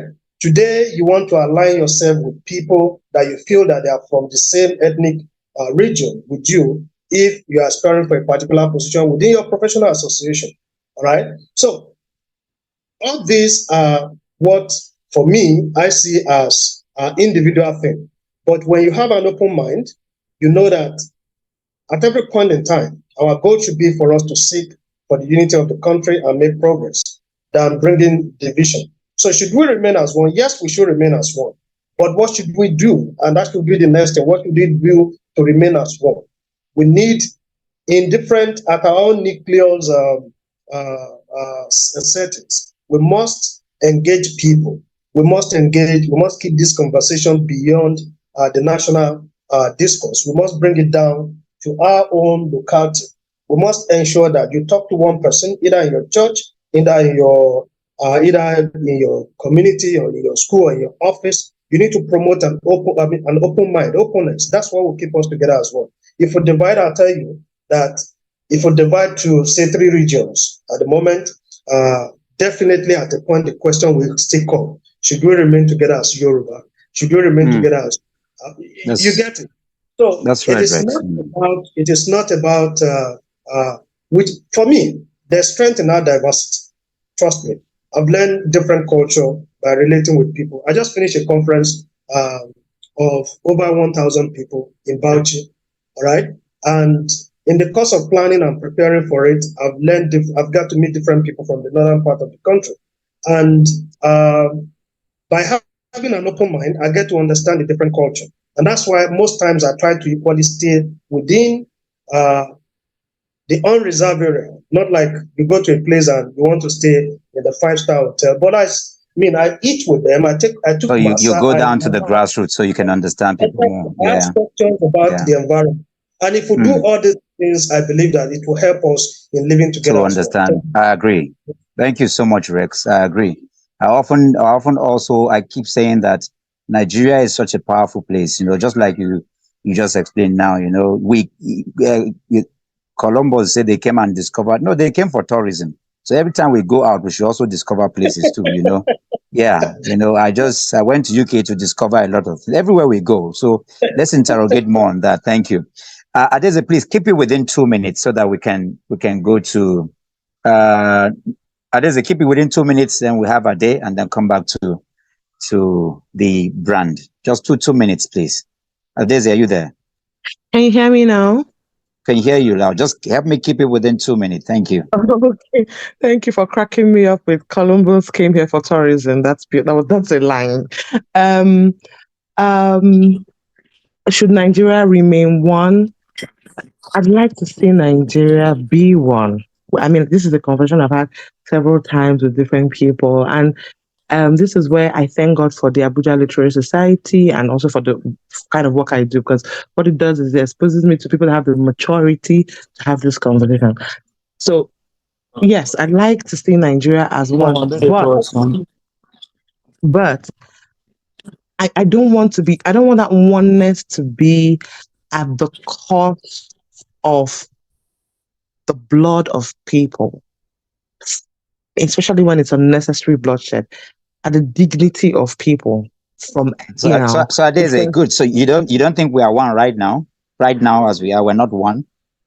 We're not doing a good job of being one. We are one. We are bound as one, but we're not doing a good job of it. So I'm never going to say that I don't want Nigeria to be one or that we're not one now, but our oneness is shaky, is threatened, right? Because we're not doing a good job. We're discussing. This is an introspection that we're doing. While we have to tell ourselves the truth. We're not doing a good job of respecting ourselves, of seeing ourselves as equal, of listening to each other's concerns. We're not doing a good job of that now. And for me, that is the currency we are spending for this oneness. So it takes away from the joy of being one. So yes, I'd like to see Nigeria as one, but in a happier state, in a more healthier oneness.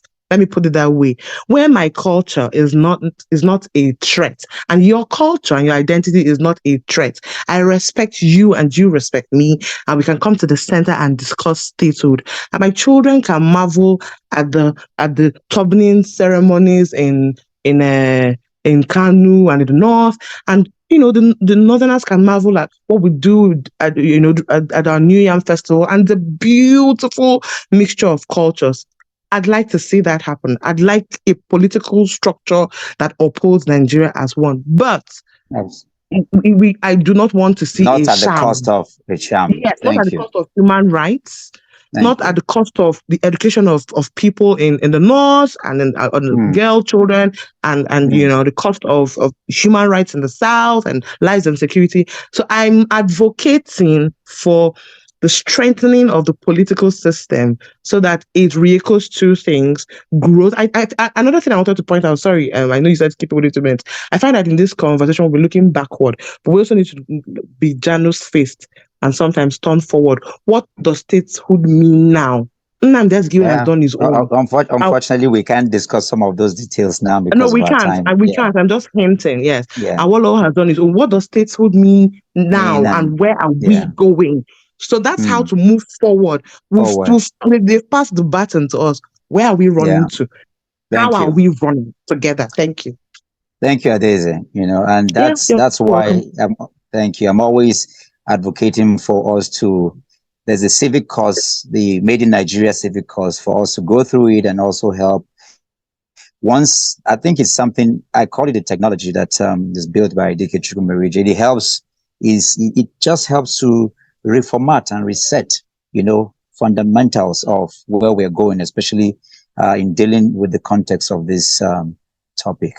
Ade, take your 2 minutes and make your submission, and then let's move on this as we round up. Right. I really appreciate everybody who has spoken thus far. It has been a very impactful session. And I would like to say, while I was sitting in the taxi coming home, people overheard the conversation and also gave their own inputs as well. And in general, most people want to separate Nigeria. That's just their own point of view.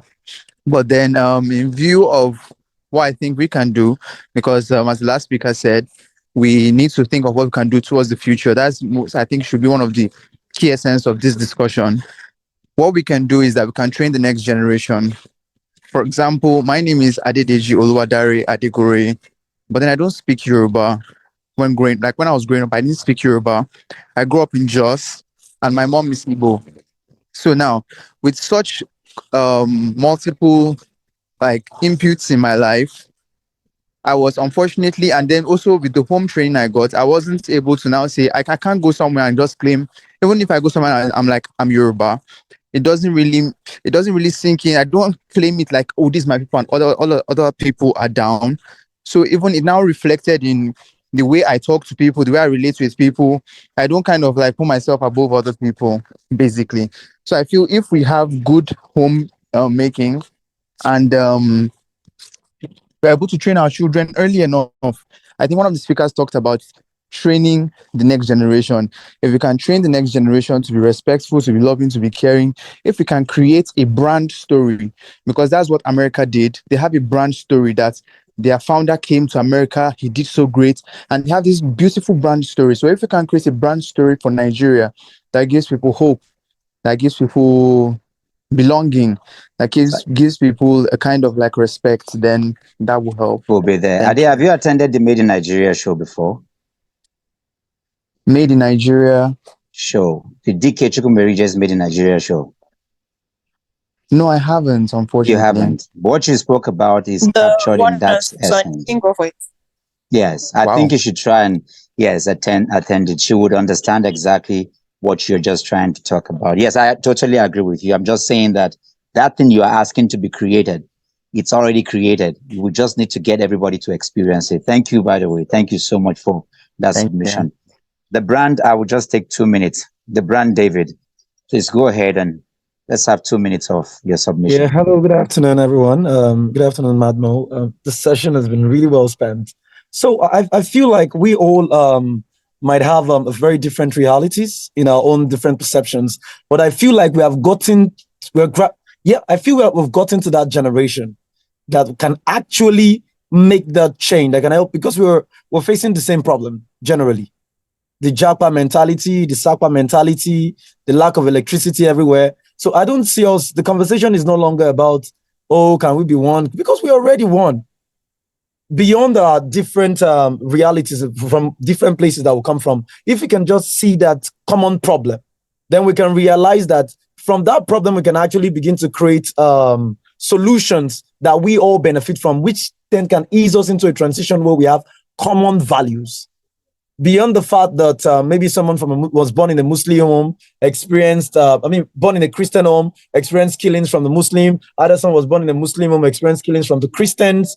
Right now, we are facing the same problem. And we are gradually arriving in that generation that can make that same change, that can create that common identity, that common value. If only we can settle in and go beyond what we've been fed, the narratives we've been fed, our perceptions as individuals. And sincerely, I feel like there will always be differences that is not just either tribe, difference that doesn't come up because of religion, differences that exist because of our perceptions and the narratives that we have been fed. But if we can go past that individual perceptions or individual differences and look at the current narrative, the current problem that all of us are facing, we can then create solutions that then end up in common values that we all share across boundaries. Thank you. Thank you. Thank you, David. Thank you. I can agree more with you on this. I will take a minute each because I'd like to take advantage of the fact that we have somebody that I respect here to kind of give us a closing on this that will help us have a take home, because we have that person here. So I would take 60 seconds each from We have Olu Jacobs, yes, and yep, Olu Jacobs. Let's take. Okay, I thought I had some other people. Ade, you've spoken already. Okay, we have Dikich Merja here, which is the person I was referring to. So Olu, okay, Olu, take a minute. I want to still keep to our time. I know that this conversation will never end. It's enriching, but we need to do more of it. Olu, you got a mic. Go ahead. Thank you very much. I just want to know if you can all hear me. Yes, can hear you loud and clear. Thank you. Yes, Okay, we so can. yeah, so it's hi everyone. My name is Olu Jacobs. It's been quite an interesting topic. So mine is not really a comment. Is it okay that I ask another participant a question? Is that okay? Absolutely. That's fine. Beautiful. Okay, so I'm not going to take up to a minute. So this is to you. What is his name? Ade, the guy that spoke before. Okay, yes, Ade Goroye. Yes. Okay, so Mr. Ade Goroye, I just want to say this. I think we're actually wearing the same shoes here, right? Being born from a Yoruba family where you don't speak your tribe. And then you also mentioned that it has actually made you not, kind of like humble and put everyone, like, not put yourself above people. So my question to you is this. Do you think if you could speak your language and every other thing you could do you think things would have been different? Do you think that you would have made such a comment? Thank you. Okay, Okay. just hold before you answer that. Actually, Let's take a minute from you. We'll come back to you. Let's just have. I just want the last person here. Mojo, are you there? Just 60 seconds. We'll come back to you, and then we can have a closing by DK Chukwumerije. Yeah. Mojo, are you there? All right, thank you very much. Yes, my name is Mojoin Ade Adegore, and I'm actually the sister of Ade that spoke about, having a Yoruba name but not being able to speak Yoruba. I get the thing of having your own people, but I schooled in the West for 6 years, and I can say my experience was kind of torture because going there as a young girl in GSS1, I couldn't speak. And everybody be like, oh, what's your name? I'm like, Mojoin. And they're like, oh, and they start speaking Yoruba to me. And I'm like, I don't understand what you're saying. And it just became a thing where I kind of started to feel like an outsider in my own, with my own people, kind of, even though I'm from Ondo State, even when we go for holidays and, we see our family friends or we go to our family friends' houses and they're speaking Yoruba to me and I'm struggling. I can't really, hear them because I was born in Jos and now I live in Abuja. So it was just a thing where at so many points, I've always felt like an outsider, and it would have been nice. I would have appreciated if I was treated like a part of them instead of treated like an outsider. And I also wanted to say about the solutions. I think on Monday we had a session talking about diversity, pro or con for the creative on Monday. And, one thing that I took home is exploring other cultures, traveling one country at a time. But now in this context is one state at a time. I think not being ignorant about other people's tribes and embracing the variety, which makes Nigeria like a very beautiful country because of like our various differences, our various cultures and the rest. Oyinbo people saying that, and they still believe that Africa has like lions roaming on the streets, which, is ignorance on their own part, implying that maybe we're uneducated or we're local people. Is going to be the same thing when we, as Nigerians, are saying, oh, a Hausa man is a Muslim or a Gombe lady is Hausa. So my friend in boarding school, one of my classmates, she always got upset when she tells people she's from Gombe and they just assume that she's Hausa and they just start speaking Hausa, just assume that, oh, she's probably like a Muslim and she's a Christian. So she always like, why are people so ignorant and why don't people want to learn? This is not even something about foreign land or other countries abroad. This is something about your own country, the states in your country, and you don't even know that Gombe is a different country, is a different state on its own, and you're feeling like, oh, she's probably like, just maybe she's only not, you probably feel like every northerner is Hausa and every northerner should speak Hausa and every northerner maybe is a Muslim and things like that. So I just wanted to say that, traveling states, when you get the opportunity to, learning their foods, their traditions, their heritage is also being, I think, is one of the solutions, embracing people's cultures as well, and just, admiring the uniqueness of every culture, but at the same time still owning your fact. My name is Mojen Adegoroye. I'm still a Yoruba woman. Forget the fact that I can't speak Yoruba. I'm still Yoruba, regardless. And it doesn't make it, I don't think it removes anything from the fact that this is still my tradition, this is still my culture. But at the same time, I am Nigerian before I'm Yoruba. Thank you. Sorry if I spoke too fast. I was trying to be quick. Thank you. It's beautiful, and I think you captured the essence of it. Thank you, Mojo, and I love that. There's a generation of people that I love what they did to help integrate Nigeria, where you have like Buhari's cousin, his name is Tunde. Like I know David Mark named his child Tunde. You know, those kind of things. They help to create curiosity. You know, they name their children after their friends from different regions and all of that. Like you have a Kwame, you have, you know, even African. They help all for integrations and learning about, you know, those people and hearing from them. Of course, it does work. I saw, I can see that, but I'll allow Ade, you got 60 seconds to do this. Can you try and attempt to that question? Because I know in rounding up, we're going to say something about that. But because he asked you, let's hear from you. Just take a 60-second swipe on that. Okay, thank you.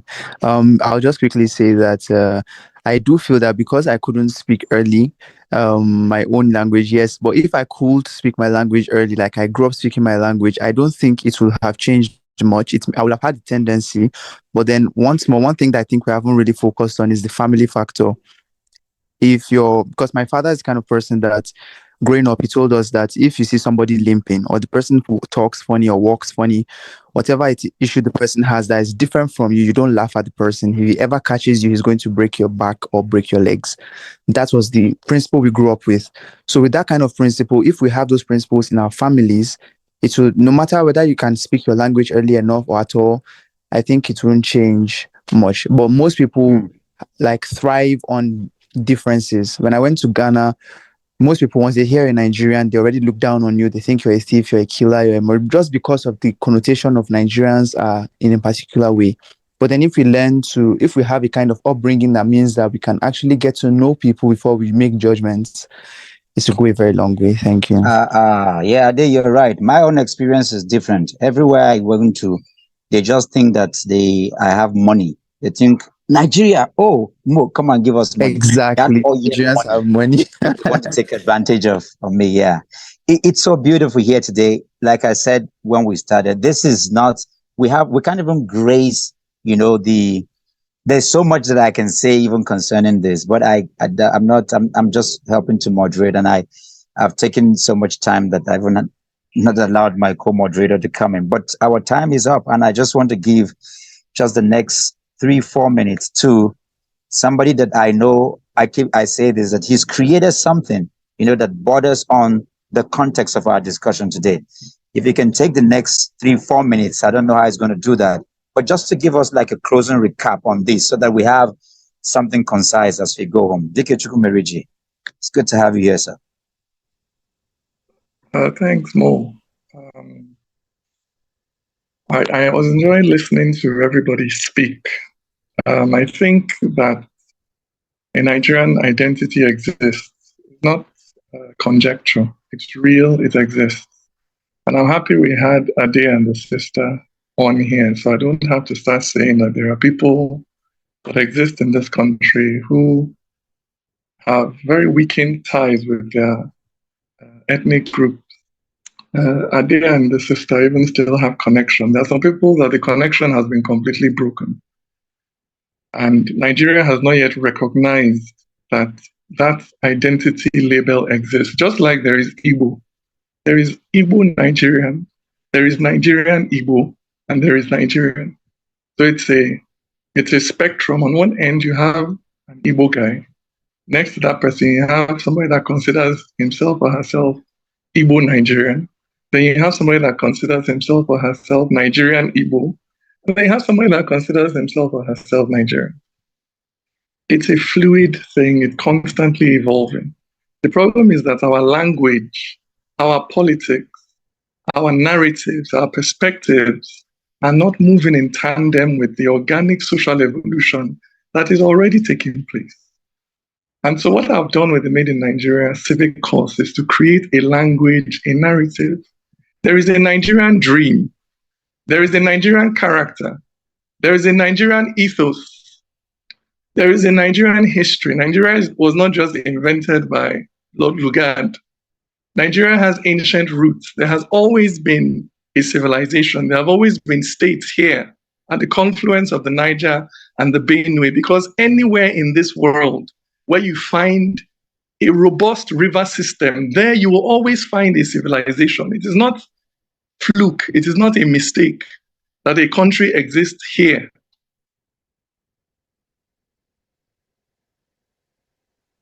all of us together in one country, Nigeria, our very name, Nigeria. There are many theories as to how we got that name, and all of them are fascinating. But one of them is that it's from Niger area. And the Niger is the corruption of the word Negro, from Negro to nigger, from nigger to Niger. But can you imagine that we are literally called Black area, the home of the Black person? And we exist in the part of Africa that was historically the most secluded part of Africa, the part that was hardest for non-Black people to get to, the only part of Africa where you don't have a permanent white settlement. If there is any place in Africa that is the home of Black people, it is West Africa. How can it be a coincidence that the largest country in West Africa is also simultaneously called the Black area? So there are many things about us, that there are many connections about us. Nigeria is probably the only country in West Africa where the trans-Saharan, the trans-Indian, the transatlantic. So many of the people that left Africa as slaves, it's like the spiritual home of the African diaspora. And that is why the most prominent DNA, Nigerian DNA. So you're sitting on a piece of land that has deep symbolic culture. Leave the oil, we keep thinking that our greatest resource is oil and resource we are sitting on will pay us more than crude oil can ever. So even know, we don't, because we were not taught our own history. We just have this narrative people. Lord Lugard just get. Lord Lugard was representing the British Empire. When they were in competition with the French, they were looking for the most profitable real estate in West Africa. It was an economic competition. And Britain won with Nigeria. Nigeria was, from the very beginning, in for itself. It was not a colony that they had to put money in. The country was paying for itself from early on, because in your very DNA is prosperity. It's the fact that economic profitability was taken into consideration when those borders were created. And that is why today, without lifting a muscle, you are the biggest economy in Africa with doing nothing. Because of the synergies that exist between North and South. That there is a food basket one way and there is access to the ocean the other way. That you are sitting in a region where you are the most dominant. You have no natural rival in your ecosystem. Between the Cameroon Mountains and the Senegal River, between the Atlantic Ocean and the Sahara Desert, Nigeria has no natural rival. That you're sitting in a secluded, you're protected by the Sahara Desert to your north, you're protected by a line of mountains to your east, you're protected by the Atlantic Ocean to your south. So you're very difficult to invade. So you have a military. So there are so many things, I can't even say it all. You know, that's why there's an entire course. But this country is blessed. The only thing missing is that we've not yet found the leadership that can allow Nigeria to exploit its full potential. And it's a question of time. We're evolving. Ade and his sister, a generation or two from now, there'll be more people like that who it will not be difficult for them to convince them that they are Nigerian. There'll be there'll be a critical mass of people who have, just by natural evolution, it's not that you stop being Igbo or Yoruba, but you just absorb other cultural influences. Because like me, I grew up in Lagos. So it's natural that I think this way. I'm an Igbo guy, but I grew up in Lagos. I've never lived in the East all my life.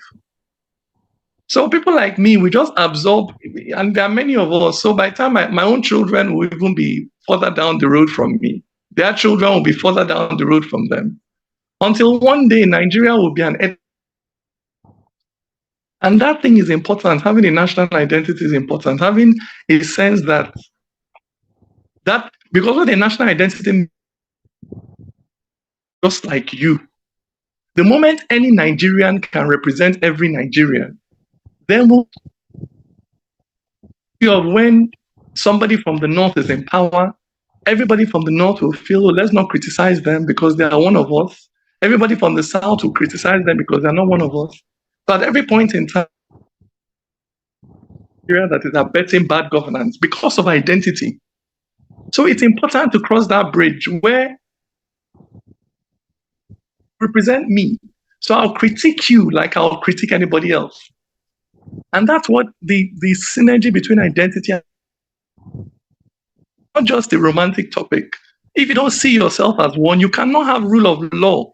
Rule of law only exists between people that consider themselves one. If I don't consider myself one with you, there's nothing like equality or meritocracy. Take your own, I take my own.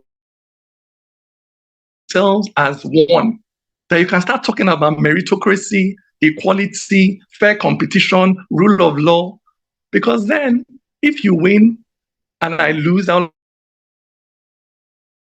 we consider ourselves different, if there's a competition, only outside people win. Igbo people will say, no, we must have our own there, whether we merit it or we don't merit it. Critical to governance and development is not a romantic topic. And every nation is struggling with it, finding a narrative that allows people to come together under a supra identity. Everywhere there's kinship, everybody comes from a family, everybody comes from a village. But finding a narrative that allows diverse people to stand together in a supra identity that can hold. In the end, all civilizations must die. Maybe we will last, but civilization will die. But what can hold you together for that 500 years or 600 years? And in that period, you establish yourself in the history of mankind. You do something great, and then you pass away. So Nigeria exists already. The identity is there. It is a question of finding the narrative, finding the language to activate it, so that people stop feeling ashamed of saying, "Oh, I can't speak my native tongue. I don't know the road to my village." Now people are ashamed to say things like that, but it's not shameful. For a time, all over Europe, they were speaking Latin. Latin is dead now, but the people that were speaking Latin, just they're speaking other languages, they are still here. So we have this romantic attachment to this thing, and it's fine. I mean, there's nothing wrong. Culture is beautiful. It's like colors. It adds color to everything. But the substance is our humanity. That's the substance of who we are, our humanity. So to be Nigerian is to accept, identify with the common humanity that connects all people, whether they are Hausa, Igbo, Yoruba. What is the thing that connects us? So when we say that we are different, is there any culture that doesn't believe in justice, that doesn't have an organic or truth or fairness? So why can't we build bridges on those things? Obviously, but there will always be things that unite us, because when all is said and done, we came out of the same womb. Whether monogenesis is a fact, all human beings came from the same source. It's a fact. So a group, they descended from heaven. That is myth. People came from the same source. So we can use that and build. So Nigeria exists. With our language and our thing. Wow. Thank you. My goodness. Thank you so much, DK. Oh my goodness. What a way to come to a close on this. DK, can you hear me? Yes, I can hear you, sir. Oh, okay. I want to believe you're done. I didn't cut you off.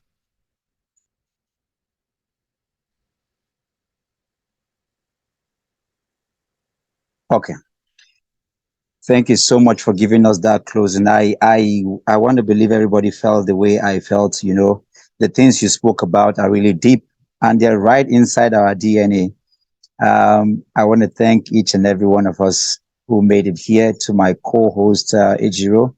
Are you still there? This is 5:06, and we started at 3. This conversation, I want to thank the Abuja Literary Society. This is day 4 of the festival that is ongoing.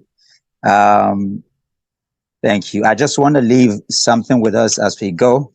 If you can look at this, if you go on Amazon, you will find my newest book is called The Nigerian Dream. Just want to read the last chapter is chapter 8, and it's on I am Nigerian. You know, as we go, I just want to read that to you very quickly as I close this, and then allow Ejiro to say one or two things, and then we go from here. It's been I can't thank DK enough. You know, the things you spoke about, they resonate with who we are. And I want to encourage everyone to participate in the civil course, in the MNI, the Made in Nigeria Civic Course. You know, it will change and revolutionize how you see things and how you view Nigeria. And also for any time we are hosting the Made in Nigeria should just be a part of that experience, and you will understand. The Nigerian Dream, chapter 8 says, "My name is Dr. Moses Paul, and I am Nigerian. And being Nigerian has a great deal of meaning to me. It means that I come from a country with rich and deep history, a country that is home to many diverse cultures, languages, religion, and custom. Being a Nigerian is being part of a community known for its resilience, creativity, and resourcefulness in the face of adversity. And adversity is not unknown to the citizens of this country. As a Nigerian, I have grown up with a strong sense of community and family, and I have learned to value the importance of relationship and social connections. I am proud to be part of a nation that has produced some of the world's most talented artists, musicians, writers, and athletes. However, as a Nigerian, I am conscious of our difficulties. We are still dealing with political instability, corruption, poverty, and insecurity. But being a Nigerian also means that I stand for justice, human rights, and freedom. I recognize the importance of the Nigerian spirit and perseverance, the resiliency and strength of the Nigerian people, and the uniqueness of the Nigerian culture. I take pride in being a Nigerian, and I am committed to making our country a better home for all Nigerians. This, I know, is not just for me, but for everyone who have spoken and been a part of this, what you call it now, this community and exchange today. And I want to sincerely thank all those who have worked behind the scene, Joy Alheri, and all those who have been part of the ongoing festival for giving an opportunity to host and being a part of this wonderful, wonderful energy that is helping us grow and become and forming the identity and what we want to see in Nigeria. Thank you, and God bless you. Thank you so much, Dr. Mo. Thank you so much, Lady E. Everyone, please, just a quick reminder that we have tomorrow the film screening at the French Institute. We look forward to having you. We also have a panel discussion at 9 a.m. tomorrow where we discuss code switching, and linguistic plurality. That will be a very interesting panel. So it will be virtual. Looking forward to hosting you all. Thanks so much for your time and enjoy the rest of your evening.